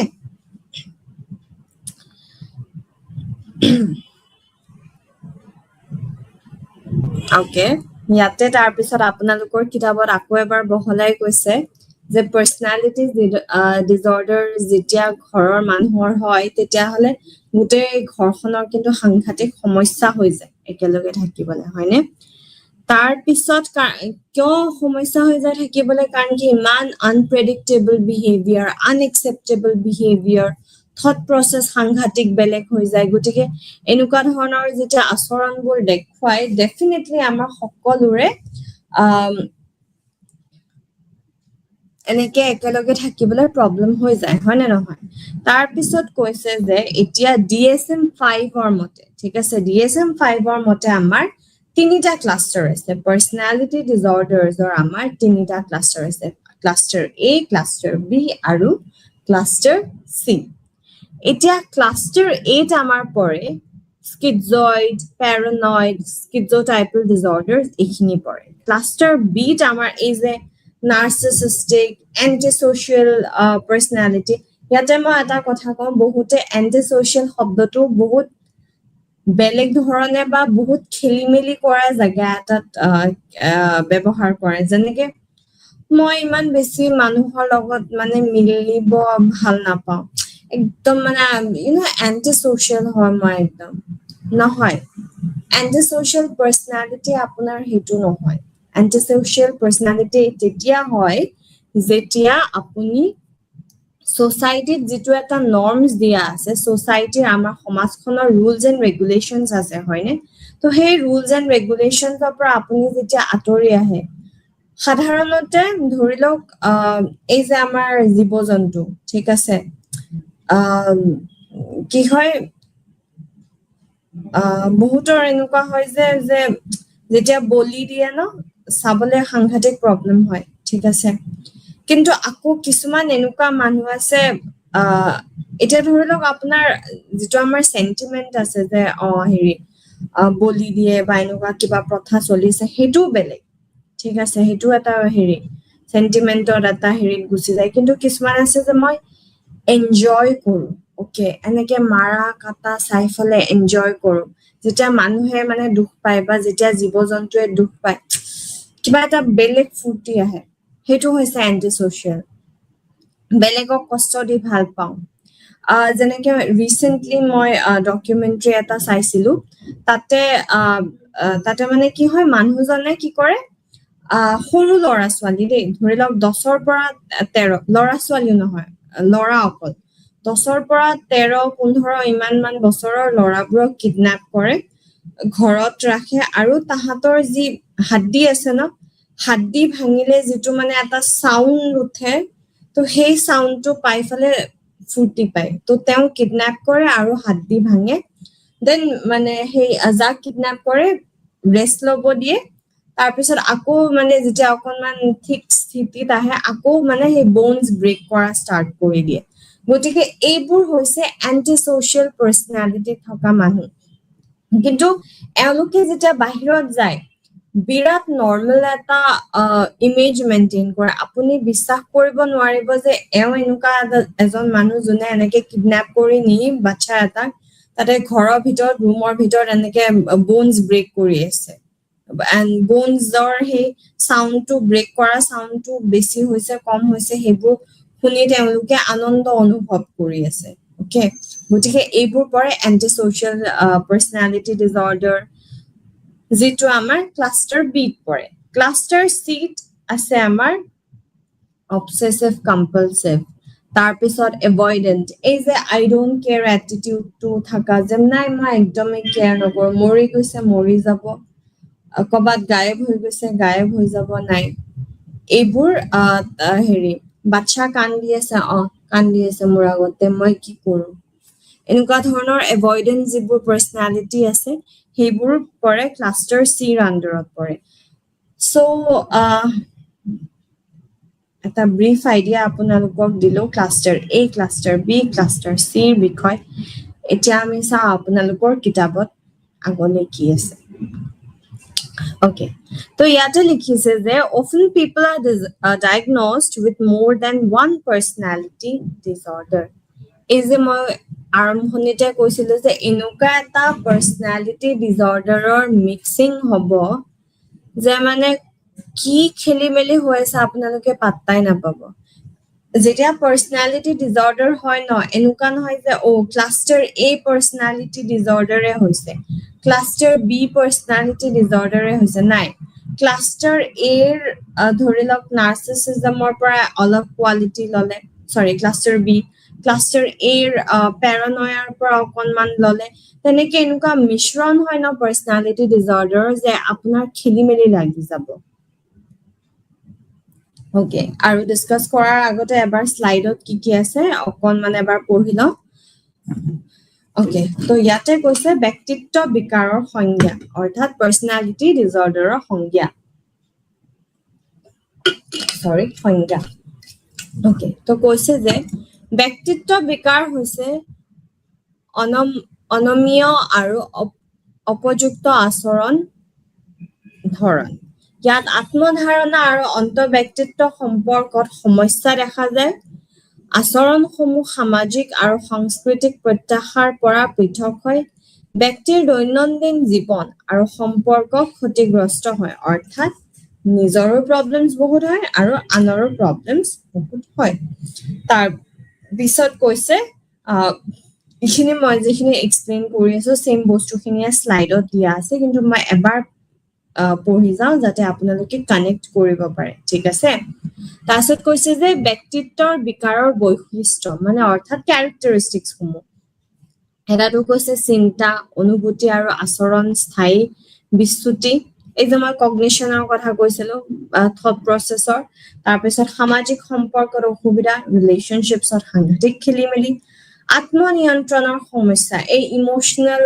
যি ৰিঅ্যাকশনৰ কথা কৈছিলো সেইখিনি আপোনালোকে ইয়াৰ লগত ৰিলেট কৰিব আৰু আচৰণৰ ধৰণ বহুত দিন ধৰি চলি থাকে মানে এই বস্তুটো এমহীয়া দুমহীয়া বস্তু নহয় কনসিস্টেন্ট হৈ চলিয়ে আছে ওকে তাৰ পিছত আকৌ শ্ৰেণী বিভাজন কৰা হৈছে অৰ্থাৎ ক্যাটেগৰিজ খিনি ইয়াতে আইডেন্টিফাই কৰি দিয়া হৈছে যি হৈছে ক্লাষ্টাৰ A ক্লাষ্টাৰ B আৰু ক্লাষ্টাৰ C তো ইয়াতে কৈছে যে ক্লাষ্টাৰ A কি হয় অদ্ভুত আৰু বিচিত্ৰ আচৰণ ওকে তাৰ পিছত ক্লাষ্টাৰ B কি কৰে নাটকীয় আৰু আবেগিক আচৰণ আৰু ক্লাষ্টাৰ C কি কৰে উদ্বেগ আৰু ভয় ভিত্তিক আচৰণ ওকে এইখিনি মই আপোনালোকক বুজাওঁতে এড কৰিব পাহৰি গৈছিলো তো ক্লাষ্টাৰ 8 একদম মানে যদি ইজিকে ক'ব যাওঁ তেতিয়াহ'লে নন নৰ্মেল যিবোৰ আচৰণ হয় ন এই যে আমি কওঁ অজীব গৰীব কিবা কৰি আছে দেখোন অদ্ভুতে কি কৰি আছে এই যেনেকুৱা আমি কমেন্টটো দিও ন সেম তেনেকুৱা যিটো মানে আমাৰ মগজুৱে ঢুকি নাপায় ঠিক আছে যেনেকে মই এটা কেস পঢ়িছিলো কেস ষ্টাডি এটা আপোনালোকৰ লগত শ্বেয়াৰ কৰো হেতু প্যাৰানয়াৰ ওপৰত আছিল ঠিক আছে তো শাহুৱেক গৰাকী কি কৰে যেতিয়া বুৱাৰেক আৰু তেওঁৰ লৰাই এনেকে মানে ৰাতি শুৱে আৰু তো শাহুৱেক গৰাকীয়ে গৈ ফেলে বুৱাৰেকক চাই থাকে ঠিক আছে তো বুৱাৰেক গৰাকীয়ে লাহে লাহে নোটিস কৰিছে যে আমি শু এনেকে ৰাতি আমাক মানে শাহুৱাই কিয় এনেকে চাই থাকে ঠিক আছে তো তাৰ পিছত কি হৈছে দেন গ্ৰেজুৱেলি কি হ'ল শাহুৱেক গৰাকীয়ে ৰাতি যেতিয়া চাবলৈ যায় বুৱাৰেকক কেতিয়াবা টৰ্চটো লৈ যায় লাহে লাহে ফোনি নিয়া হ'ল তাৰ পিছত গ্ৰেজুৱেলি কি হ'ল শাৰ্প অবজেক্টছ যেনেকে চুৰি তাৰ পিছত কটাৰী ইত্যাদি এনেকে লৈ যোৱা হ'ল মানে দিনে দিনে চেঞ্জ হৈ গৈছে তাৰ পিছত তেওঁ এনেকে ৰিপৰ্ট কৰিলে ওচৰ চুবুৰীয়া বা হেৰি যে নাই মোৰ একদম বুৱাৰীয়ে প্ল্যান কৰি আছে মোক পুৰা মানে তাই হেৰি মাৰাৰ প্ল্যান কৰি আছে সো বুৱাৰীজনীৰ কাৰণে এইটো কি হৈছে এটা সাংঘাতিক অদ্ভুত আচৰণ হয়নে যে শাহুৱায়ে এনেকে ৰাতি মোক চাই আছে এদিন টৰ্চ লৈ আহে এদিন চুৰি লৈ আহে গতিকে এইখিনি পৰে গোটেই ক্লাষ্টাৰ A ৰ ভিতৰত তাৰ পিছত ক্লাষ্টাৰ B কি কৈছে যে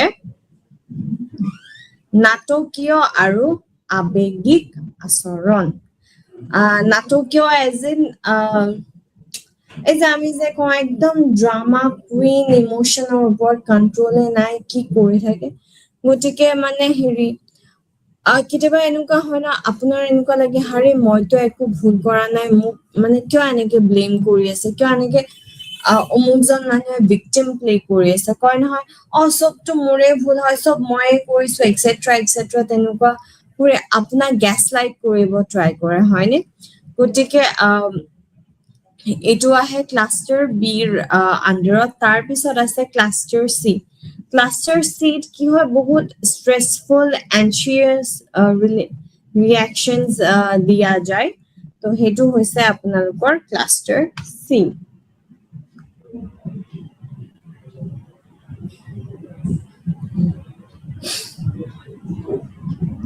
এতিয়া আমি অকনমান হিষ্ট্ৰী খিনি চাই লম হিষ্ট্ৰী ইয়াতে কৈছে যে পাৰ্সোনালিটি ডিসঅৰ্ডাৰৰ বিষয়ে প্ৰথম কেতিয়া মানে কথা পতা গৈছিল বা প্ৰথম কেতিয়া আইডেন্টিফাই কৰা গৈছিল বা স্বীকৃতি দিয়া গৈছিল হেতু হৈছিল DSM-3 ওকে DSM-3 1980 এক্সেস টুত আইডেন্টিফাই কৰা গৈছিল তাৰ পিছত কি হ'ল DSM-4TR তেনেকে যে পাৰ্সোনালিটি ডিসঅৰ্ডাৰ ইন্টেলেকচুৱেল ডিসেবিলিটি এইবোৰ এক্সেস 1 ৰ আন্ডাৰত আইডেন্টিফাই কৰা গ'ল ঠিক আছে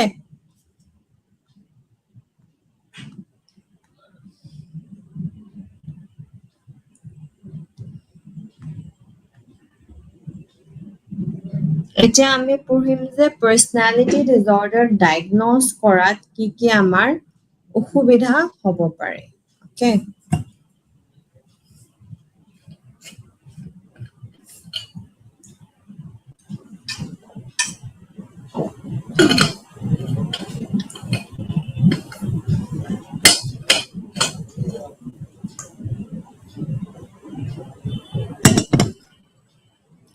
এতিয়া কথা হৈছে যে পাৰ্চনেলিটি ডিসঅৰ্ডাৰ ডায়াগন'জ কৰিবলৈ যিবোৰ ক্ৰাইটেৰিয়া দিয়া হৈছে ন সেইবোৰ ইমান ক্লিয়াৰলি দিয়া হোৱা নাই ওকে বহুতখিনি কনফিউজন আছে বা খেলিমেলি আছে ইমান প্ৰপাৰলি কাৰণ কি হয় বিকজ পাৰ্চনেলিটি ডিসঅৰ্ডাৰত ইমান মিক্স হয় বস্তুখিনি যে একদম স্ট্ৰেইট away এনেকে আউটলাইন কৰি দিয়া যে এইকেইটাৰ কাৰণে হে প্ৰবলেমছ হয় সেইটো অকণমান খেলিমেলি হয় গতিকে সেইটো এটা প্ৰবলেম হৈছে তাৰ পিছত কিছুমান পাৰ্চনেলিটি ডিসঅৰ্ডাৰ এনেকুৱা আছে যি একদমেই কমন নহয় কবাত চাগে 5 লাখ মানুহৰ ভিতৰত এজনৰহে হৈছে গতিকে এনেকুৱা ধৰণৰ যদি ডিসঅৰ্ডাৰছ থাকে তেতিয়াহ'লে ইমান কুটুককে আমি আইডেন্টিফাই কৰিবলৈ সক্ষম নহওঁ ওকে তাৰ পিছত ধৰি লওক যিবোৰ পাৰ্চনেলিটি ডিসঅৰ্ডাৰ বহুতৰ হৈ থাকে কাৰণ কি তেওঁলোকৰ ইমান মিক্স অফ পাৰ্চনেলিটি হয় গতিকে তেওঁলোকক এটা ক্লাষ্টাৰত এনেকে ভগাই দিবলৈ আমাৰ প্ৰবলেম হৈ যায় আৰু তেতিয়া কি হয় তেতিয়া আমি ভাবো যে নাই চাগে নে অকণমান খেলিমেলি হৈ আছে ওকে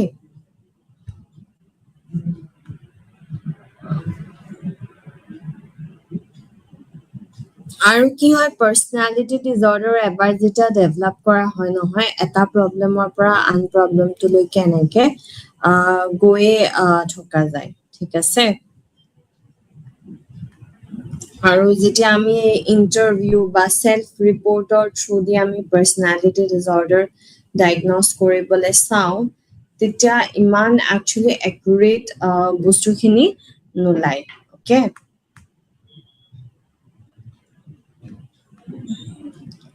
এতিয়া আমি পঢ়িম ক্লাষ্টাৰ এ ব্যক্তিত্ব বিকাৰ কিন্তু তাৰে আগতে এবাৰ আমি কি ডিসকাস কৰিছো সেয়া এবাৰ চাই লওঁ তো আজি আমি ব্যক্তিত্বৰ বিকাৰ ক্লাষ্টাৰ এ বিষয়ে পঢ়ি আছো এবাৰ স্লাইডছখিনি আকৌ এবাৰ আওৰাই লওঁ ইয়াতে কৈছে যে ব্যক্তিত্বৰ ধাৰণা ব্যক্তিত্ব হৈছে এজন ব্যক্তিৰ স্থায়ী আচৰণ চিন্তা আৰু অনুভৱৰ ধৰণ ব্যক্তিত্বতে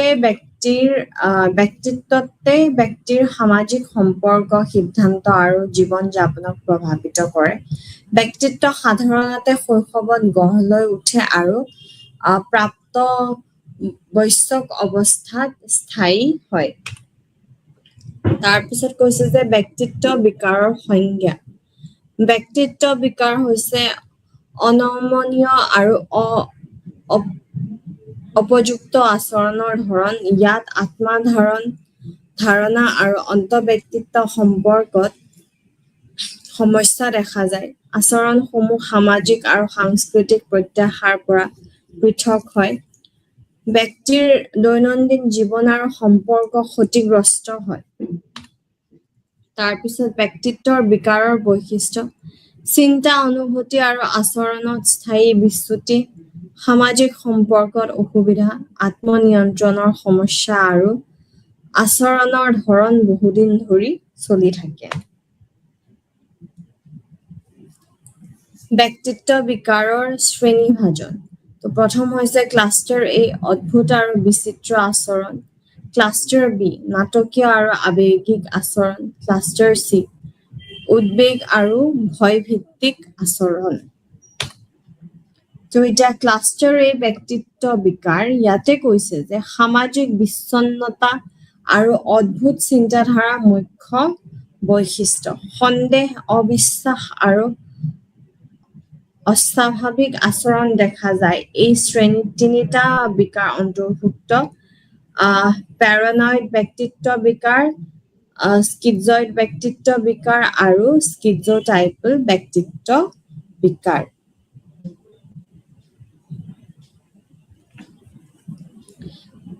ওকে তো ইয়াতে আমাৰ কৈছে যে ক্লাষ্টাৰ এ পাৰ্চনেলিটি ডিসঅৰ্ডাৰত সামাজিক বিচ্ছিন্নতা আৰু অদ্ভুত চিন্তাধাৰাৰ মুখ্য বৈশিষ্ট্য এই যে ক'লো ন ক্লাষ্টাৰ এ যে যেনেকুৱা সোশ্যাল অকৱাৰ্ডনেছ সোশ্যাল উইথড্ৰল বা মানে অদ্ভুত চিন্তাধাৰাবোৰ বহুতখিনি ইয়াতে সোমাই থাকে তাৰপিছত কাকো ট্ৰাষ্ট কৰিব নোৱাৰে কাকো বিশ্বাস কৰিব নোৱাৰে এনেকুৱা লাগে যোনে যি কথা কৈছে সকলোবোৰ মিছা কথা কৈ আছে, তেনেকুৱা ধৰণৰ আমাৰ থাকে। আৰু ইয়াৰে আমাৰ ভাগকেইটা কি কি হৈছে, ইয়াৰে হৈছে পেৰানয়েড ব্যক্তিত্ব বিকাৰ, স্কিজয়েড ব্যক্তিত্ব বিকাৰ আৰু স্কিজোটাইপল ব্যক্তিত্ব বিকাৰ।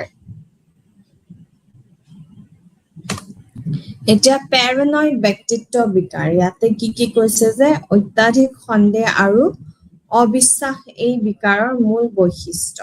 তাৰপিছত আগে পইণ্টছ কেইটা পঢ়ি লওঁ। তাৰপিছত কৈছে যে ব্যক্তিয়ে ভাবিব পাৰে যে আন মানুহে তেওঁক ক্ষতি কৰিব, সম্পৰ্ক স্থাপন কৰাত অসুবিধা আৰু সহজে কাকো বিশ্বাস নকৰে। এতিয়া এইখিনি মই আপোনালোকক একদম বহলাই বুজাই আছো। এই যে মানুহৰ মোটিভ, ঠিক আছে, মানুহৰ মোটিভ কনষ্টেণ্টলি কুৱেশ্যন কৰি থাকে যে নাই মোৰ আগত ভাল দেখুৱাই আছে কিন্তু মোৰ কিবা বেয়া কৰিবলেহে আহিছে। এইটো মুখ্য মানে বৈশিষ্ট্য হয় পেৰানয়েড ব্যক্তিত্ব বিকাৰৰ কাৰণে। তেওঁলোক ইমান ডিষ্ট্ৰাষ্টফুল যে ইমানেই বিশ্বাস নকৰে যে মানে আনকি এনেকুৱা হ'ব পাৰে যে সেফটি পিন এটাক লৈও মানে কৈ দিব পাৰে যে হেৰি এনেকেতো ঘৰত বেলেগ বস্তু লৈ আহি মোক ক্ষতি কৰিব নোৱাৰে, সেইকাৰণে মোক সেফটি পিনেৰে হানিব আহিছে। আই নো এইটো শুনাত বহুত অদ্ভুত লাগি আছে, সেম তেওঁলোকৰ চিন্তা ধাৰণাবোৰে অদ্ভুত ধৰণৰ হয়, ঠিক আছে, যিবোৰ ইউজুৱেলি আমি লজিকেল নহয় বুলি কনচিডাৰ কৰো। অকে, গতিকে এনেকুৱা ধৰণৰ যেতিয়া বস্তু আমি কনষ্টেণ্টলি ভাবি থাকো কৈ থাকো তেতিয়া কি হ'ব, আমাৰ ডেফিনেটলি যে আমাৰ সম্পৰ্কবোৰ থাকে সম্পৰ্কবোৰত আমাৰ সম্পৰ্কবোৰ ক্ষতিগ্ৰস্ত হ'বই, হয় কি নহয়, এটা বেয়া ইম্পেক্ট এটা পৰিবই সম্পৰ্কবোৰত, ফ্ৰেণ্ডছ হওক। আৰু তেতিয়া কি হয় আমি সম্পৰ্ক গঢ় দিবও নোৱাৰো। যেতিয়া আমাৰ এনেকুৱা পেৰানয়েড ব্যক্তিত্ব বিকাৰ হৈ থাকে আমি এনেকে সম্পৰ্ক গঢ় দিয়াটো একদমেই অসম্ভৱ কথা। তো তাৰ পিছত কৈছে যে they usually assume that people out there in the world are to harm or trick them, মানে অৰ্থাৎ পৃথিৱীৰ যিমান মানুহ আছে চবে তেওঁলোককহে ক্ষতি কৰিবলৈ চেষ্টা কৰি আছে। অকে, সেইটো এটা কথা কৈছে। আৰু তেওঁলোকে কাকোৱে বিশ্বাস নকৰে। ধৰি লওক ক'বাত কিবা ডায়েৰীত পুতুককে এনেকে লিখি দিলে যে তাই মোক মাৰিব ট্ৰাই কৰি আছে, তাইৰ মোৰ ইমেজটো মোৰ অফিচত বেয়া কৰিব ট্ৰাই কৰিছে, এনেকুৱা ধৰণৰ কথাবোৰ লিখি যায়।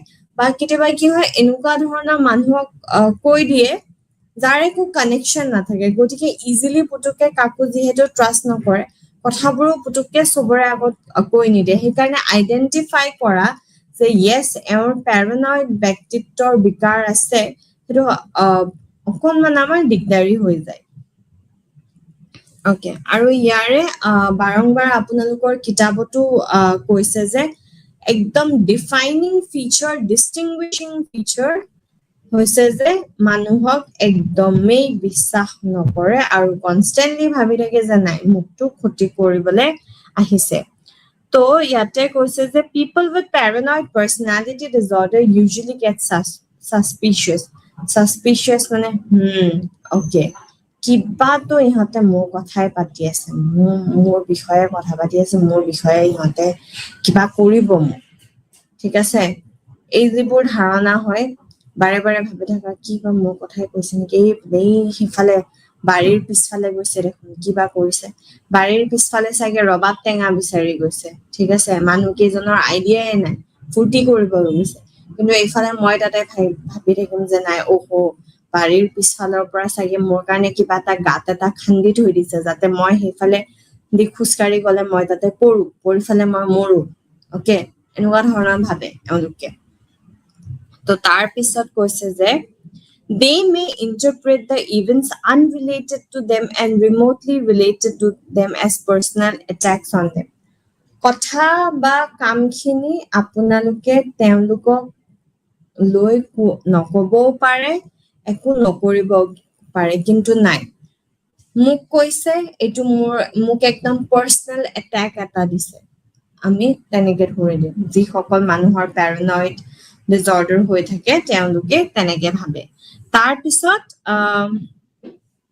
কৈছে যে তেওঁলোকে কমপ্লিটলি তেওঁলোকক ব্লেম দিব নোৱাৰা বুলি ভাবে আৰু ভিক্টিম কাৰ্ড প্লে কৰে ওকে আৰু কনষ্টেন্টলি অন গাৰ্ড থাকে on guard as in constantly justify কৰি থাকে বা মানে খুব কনচিয়াছ হৈ থাকে ওকে মোক কোনোবাই এটা কিবা কৈ দিব পাৰে নেকি মোক কোনোবাই কিবা কৈ দিব পাৰে নেকি বিৰাট মানে সেই অন গাৰ্ড বস্তু পুৰা থাকে কাৰণ মানে কনচিয়াছ পুৰা হৈ থাকে আৰু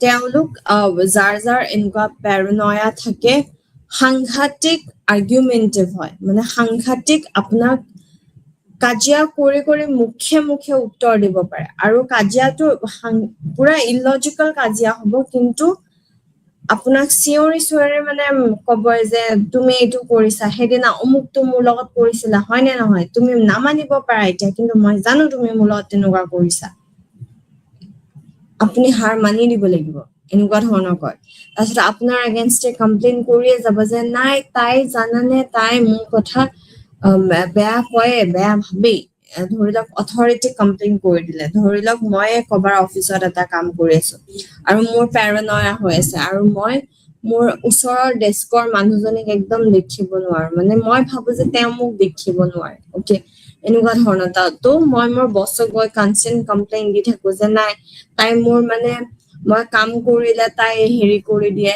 মোৰ লেপটপৰ মেইন চুইচাৰ সেইফালে অফ কৰি দিয়ে কিবা কৰি দিয়ে এনিথিং মানে ইলজিকেল এনিথিং লৈ ফালে যোৱা যায় ঠিক আছে তাৰ পিছত পুতুকে ক্ষমা কৰি নিদিয়া সাংঘাতিক গ্ৰাজেছবোৰ পুৰা হোল কৰি থাকে তাৰ পিছত সো ইন আ ৱে তেওঁলোক যিটো ৰিয়েলিটি হয় ন ৰিয়েলিটিৰ টাচৰ লগত নাথাকে কাৰণ কি দে আৰ এবছলিউটলি প্ৰটেক্টিভ যে ওকে মোক কোনোবাই ক্ষতি কৰিব গৈ আছে গতিকে তেওঁলোকে মোক ক্ষতি কৰাৰ আগতে মই ক্ষতি কৰি দিওঁ আৰু কেতিয়াবা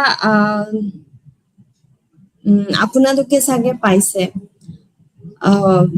কবাত কিছুমানে কমেন্ট কৰে যে নাই মইতো হেৰি ভগৱানৰ অৱতাৰ এটা মোক অমুক ভগৱানে পঠাইছে অমুক দিনা পঠিয়াইছে এই পৃথিৱীলৈকে এই পৃথিৱীখনক উদ্ধাৰ কৰাব পঠিয়াইছে এনেকুৱা ধৰণৰ ষ্টেটমেন্ট দিয়ে পেৰানয়া যিবোৰ আপোনালোকে পেশেন্স পাব ন আপোনালোকে চাগে ইন্টাৰ্নশ্বিপ কৰিব গলে বা এনেকুৱা ধৰণৰ ডিজাৰ্টেশ্যন কৰিলে ৰিচাৰ্চ কৰিলে আপোনালোকে এনেকুৱা ধৰণৰ ব্যক্তিক লগ পাব যেনেকে মই পাৰ্চনেলি এজন ব্যক্তিক লগ পাইছিলো সেইদিনা বৰষুণ দি আছিলে একদম পুৰা বিজুলী ঢেৰেকনি তাৰপিছত তো এইজন ব্যক্তিয়ে মোক কৈছে এই বিজুলী ঢেৰেকনি কিয় দি আছে জানানে মই ভাবিছো আৰু কিয় বা কৈছে তো কৈছে আৰু যে মই ইয়াৰে পৰা এনেকে হেৰি ধেনুকাৰ মাৰি দিছো মানে এৰো মাৰি দিছো যে বৰষুণ দি দিছে ঠিক আছে ডেফিনেটলি এজ আ ষ্টুডেণ্ট সেইখিনি সময়ত মোৰ বিৰাট ইলজিকেল লাগিছে কথাটো কিন্তু আগেন ইণ্টাৰ্ণশ্বিপত গৈছিলো মই তেতিয়া তো মই ৰিয়েলাইজ কৰিছো ওকে চ' এনেকুৱা ধৰণৰ ষ্টেটমেণ্টছ দিয়ে পেচেণ্টখিনিয়ে এনেকুৱা ধৰণৰ ষ্টেটমেণ্টছ দিয়ে গতিকে ইয়াতে আমি আকৌ এবাৰ পুনৰবাৰ আমি শ্লাইড চাই লওঁ শ্লাইডত কি আছে যে পেৰানয়েড ব্যক্তিত্বৰ বিকাৰৰ মেইন কেৰেক্টাৰিষ্টিক্সখিনি কি হ'ব যে অত্যাধিক সন্দেহ আৰু অবিশ্বাস আৰু বিকাৰৰ মূল বৈশিষ্ট্য ব্যক্তিয়ে ভাবিব পাৰে যে আন মানুহে তেওঁক ক্ষতি কৰিব সম্পৰ্ক স্থাপন কৰাত অসুবিধা হয় আৰু সহজে কাকো বিশ্বাস নকৰে ঠিক আছে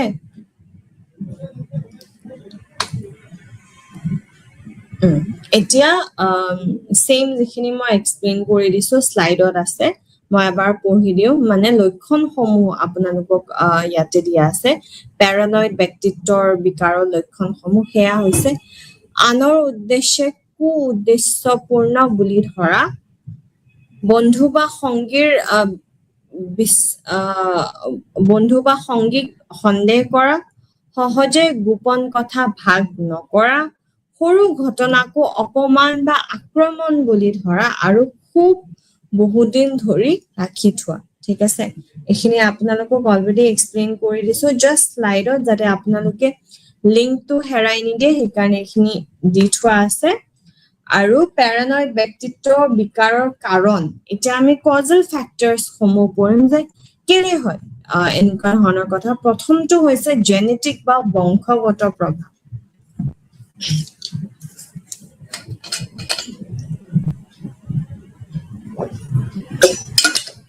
ওকে তো যেনেকে আমাৰ ফিজিক্যাল ইস্যুজ বোৰ যে মোৰ মাৰো থাইৰয়েড আছে আইতাৰো থাইৰয়েড আছিল আৰু ককাৰো থাইৰয়েড হৈছে তো মোৰো থাইৰয়েড হৈছে এই ফিজিক্যাল ইস্যুজ যেনেকে হয় তেনেকে মেন্টাল ইস্যুজ বোৰ হয় ঠিক আছে যে মোৰ দেউতাৰো প্যাৰানয়া আছিলে ককাৰো প্যাৰানয়া আছে ককাৰ ভাইকৰো প্যাৰানয়া আছিলে তো মোৰো হাই চান্সেস যে মই প্যাৰানয়া ডেভেলপ কৰি দিম আৰু মই প্যাৰানয়া ডেভেলপ নকৰিলেও মোৰ পিছৰ জেনাৰেশনলৈকে এই যিখিনি জিনস আছে ন এখিনি পাস কৰি যাব তো এট ওয়ান পইণ্ট কোনোবাই হলেও সেই যদি ৰেসেসিভ জিন হয় তেতিয়া হলে ভেৰি লো চান্স যে বস্তুটো দেখা দিব কিন্তু ডমিনেন্ট জিনত যদি ট্ৰান্সফাৰ হৈ যায়গে তেতিয়া হলে ইয়েস প্যাৰানয়া ডেভেলপ খুব ইজিলি হয় আৰু যদি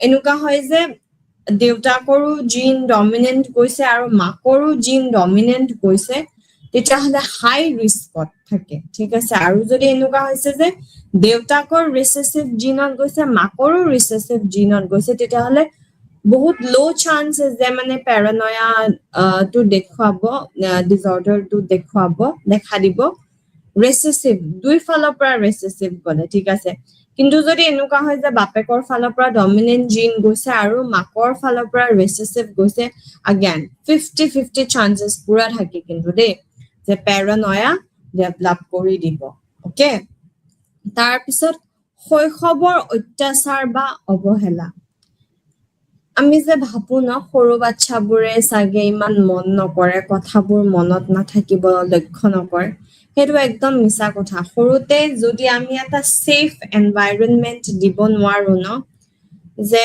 যদি ধৰি লওক এনেকুৱা হৈছে মই দেখি আহি আছো যে মানে মোৰ ফৰ এক্সাম্পল যে মোৰ দেউতাই একদম মানে মোৰ মাক সাংঘাতিক বেয়া ব্যৱহাৰ কৰে এনেকুৱা যদি মই দেখি আছো আৰু এনেকুৱা নহয় যে অকল মুখে দিয়া নহয় একদম হাতা পাই লৈকে গুচি যায় তো হেতু এটা ইম্প্যাক্ট কৰি যায় পিছলে কি হৈ যায় যে ওকে এনেকে মোৰ মাক মানে হেৰি দেউতাই এনেকে হেৰি বেয়াকে মাৰিছিলে তো এতিয়া এনেকুৱা হ'ব পাৰে মই যাৰ লগত বিয়া হ'ম হিউ মোৰ লগত বেয়া ব্যৱহাৰ কৰিব ঠিক আছে হি নকৰিব পাৰে তাৰ মাকে কৰিব তাৰ অমুকে কৰিব নাই পেহিহতে মোক বেয়া পায় সবে মোৰ এগেইনষ্টে হেৰি কৰি আছে তো এই শৈশৱৰ যিবোৰ মেমৰিজ থাকে শৈশৱৰ যিবোৰ স্মৃতি থাকে যদি সেই স্মৃতিবোৰ হেলদি নহয় ন তেতিয়া কি হয় বহুত খেলিমেলিকে মানে আমাৰ এডাল্টহুডত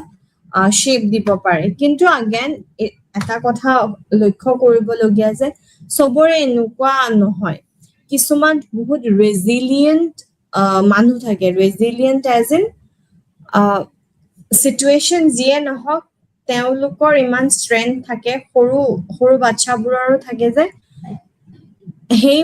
সেই যিবোৰ ট্ৰমেটিক এক্সপেৰিয়েন্সেস বোৰ থাকে যিবোৰ বেয়া এক্সপেৰিয়েন্স সেইবোৰক মানে লাৰ্নিং এক্সপেৰিয়েন্স হিচাপে লৈ আগবাঢ়ি যাব পাৰে কিন্তু সব ৰেজিলিয়েন্ট নহয় যদি নেগেটিভ ৱেত এফেক্ট কৰে তেতিয়া কিন্তু এই পাৰ্সোনালিটি ডিসঅৰ্ডাৰত এনেকে দেখা দিয়ে আৰু কিছুমানৰ পোষ্ট ট্ৰমেটিক গ্ৰোথো হয় ওকে একদম ট্ৰমেটিক ধৰি লওক সেক্সুৱেল অ্যাবিউজ গৈছে বা ফিজিক্যাল অ্যাবিউজ গৈছে কিন্তু তাৰ পিছতো মানে জীৱন যাপন কৰা যিটো এটা উৎসাহ থাকে ন হেতু আকৌ পোষ্ট ট্ৰমেটিক গ্ৰোথত পৰি যায় বাট again আমি পঢ়ি আছো প্যাৰানয়েড ব্যক্তিত্বৰ বিকাৰ গতিকে শৈশৱৰ অৱহেলা বা অত্যাচাৰে বহুতখিনি চাপ পেলাই মানসিক চাপ পেলাই যে এনেকুৱা ধৰণৰ পিছলে ব্যক্তিত্বৰ বিকাৰ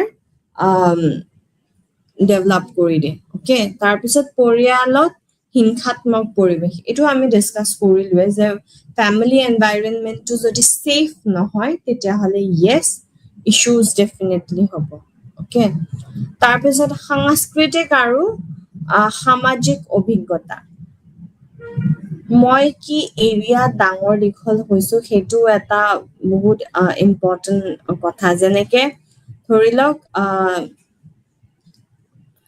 আমাৰ এনেকুৱা কিছুমান এৰিয়াজ আছে য'ত এক্সেসিভ ড্ৰাগ ডিলিং হয় চৰকাৰৰ ফালৰ পৰা পুলিচৰ ফালৰ পৰা ট্ৰাই কৰি আছে কিন্তু তথাপিও কি হয় ন ইমান সিক্ৰেটিভ হয় বস্তুবোৰ যে পুতুককে ধৰা নাযায় গতিকে মই যদি তেনেকুৱা এৰিয়া এটাত বিলং কৰো য'ত মোৰ চাৰিওফালে মানুহবোৰে ড্ৰাগছ লৈ আছে নিউ নতুন নতুন আৰু কি হেৰি হৈ আছে এনেকুৱা যদি ট্ৰাই কৰি আছে তাতে মই এগৰাকী প্ৰফেসৰ হৈ ওলাই আহাটো ইটস নট ইজি একদম ইজি নহয় হাই চান্সেস যে মই তেওঁলোকক দেখি তেওঁলোকৰ লগত মই ড্ৰাগছ কৰা ষ্টাৰ্ট দিম ওকে মই তেওঁলোকৰ পৰা ফালৰি কাটি আহি পঢ়ি শুনি মেলি প্ৰফেসৰ হোৱাটো মানে বহুতখিনি আউট অফ ৱে হৈ যায় গতিকে আমি কেনেকুৱা ধৰণৰ সমাজত থাকো কি ধৰণৰ আমাৰ সাংস্কৃতিক পৰিৱেশ সেই গোটেইখিনি বহুত মেটাৰ কৰে এজ আ এডাল্ট আমাৰ ভাল পাৰ্সোনালিটি এটা গ্ৰো হোৱাত ওকে আই থিংক আজি বহুতখিনি কৰাই দিছো পেৰানয়েডৰ ইয়াতে কজল ফেক্টৰছ খিনিলৈকে ইয়াৰে পিছত আছে বাৰু ইয়াৰে পিছত আমাৰ ট্ৰিটমেন্ট কেনেকুৱা হ'ব পাৰে বা বাকি যিবোৰ আমাৰ ডিসঅৰ্ডাৰছ আছে স্কিজয়েড ব্যক্তিত্ব বিকাৰ স্কিজোটাইপল আছে তো ইয়াৰে চিকিৎসা তাৰ পিছত কজেছ বোৰ কাৰণবোৰ কি আচৰণ দেখুৱাই এইবোৰ আছে বাৰু কিন্তু এইখিনি আমি কন্টিনিউ কৰিম নেক্সট ক্লাছত তো আজি আমি কি চালো আজি আমি কি চালো সেইখিনি এবাৰ আমি আওৰাই লওঁ প্ৰথমতে হৈছে যে আমি পাৰ্সোনালিটি কি হয় সেয়া আমি ডিসকাস কৰিছো তো বেসিক্যালি ইয়াতে কৈছে যে ব্যক্তিত্ব হৈছে এজন ব্যক্তিৰ স্থায়ী আচৰণ চিন্তা আৰু অনুভৱৰ ধৰণ ব্যক্তিত্বতে ব্যক্তিৰ সামাজিক সম্পৰ্ক সিদ্ধান্ত আৰু জীৱন যাপনক প্ৰভাৱিত কৰে আৰু ব্যক্তিত্ব সাধাৰণতে শৈশৱত গঢ় লৈ উঠে আৰু কি হয় যেতিয়া আমি যিমানে ডাঙৰ হৈ যাওঁ সেইটো বেছি এস্টাবলিশ হৈ থাকে গতিকে ইয়াৰে পৰা আমাৰ টেক অৱে কি হয় টেক অৱে এইটো হয় যে আমি সকলোৱে বহুত ইউনিক হয় সেইকাৰণে আমাৰ সবৰে নিজা এটা ধং আছে ধৰণ আছে কথা কেনেকে পাতো কেনেকে নিজকে উপস্থাপন কৰো এভৰিথিং আমাৰ ডিফাৰেন্ট হয় বেলেগৰ পৰা আৰু এই বস্তুখিনি গঢ় লোৱা কেতিয়াৰ পৰা আৰম্ভ কৰে সৰু কালৰ পৰা আৰম্ভ কৰে গতিকে আমি এজ সাইকোলজিষ্ট এই বস্তুটো সকলোকে জনাব লাগিব যে একদম বাচ্চা কালৰ পৰাই শৈশৱ কালৰ পৰাই গঢ় দিয়াটো ভাল ব্যক্তিৰ গৰাকী হোৱাটো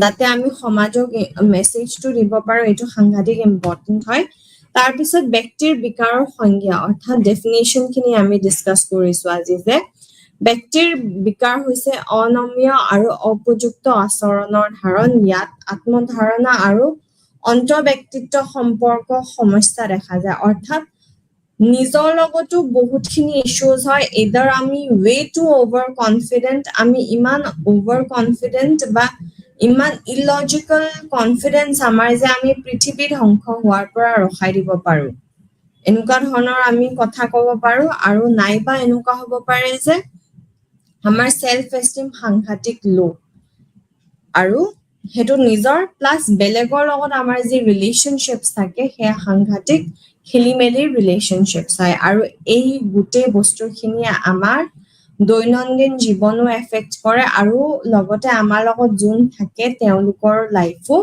বহুত বেছি পৰিমাণে এফেক্ট কৰে তাৰ পিছত আমি ব্যক্তিত্বৰ বিকাৰৰ বৈশিষ্ট্যসমূহ চাইছো যেনেকৈ চিন্তা অনুভূতি আৰু আচৰণত স্থায়ী বিচ্যুতি সামাজিক সম্পৰ্কত অসুবিধা আত্মনিয়ন্ত্ৰণৰ সমস্যা আচৰণৰ ধৰণ বহুদিন চলি থাকে এইখিনি আমি আলোচনা কৰিছো আৰু আমি ব্যক্তিত্বৰ বিকাৰৰ শ্ৰেণী বিভাজনৰ বিষয়ে আজি ডিসকাস কৰিছো ইয়াতে আমি চাইছো ক্লাষ্টাৰ A ক্লাষ্টাৰ B আৰু ক্লাষ্টাৰ C আৰু এইটো চ্যাপ্টাৰৰ কাৰণে আমি ফোকাস কৰিছো ক্লাষ্টাৰ A অৰ্থাৎ অদ্ভুত আৰু বিচিত্ৰ আচৰণ যিখিনি আছে ন তাৰে বিষয়ে আমি ডিসকাস কৰিছো তাৰে আন্ডাৰত আজি আমি কি ডিসকাস কৰিছো সেয়া হৈছে প্যাৰানয়েড ব্যক্তিত্বৰ বিকাৰৰ আমি ওভাৰঅল পিকচাৰটো চাইছো আজি তো আজি ইমানতে ধন্যবাদ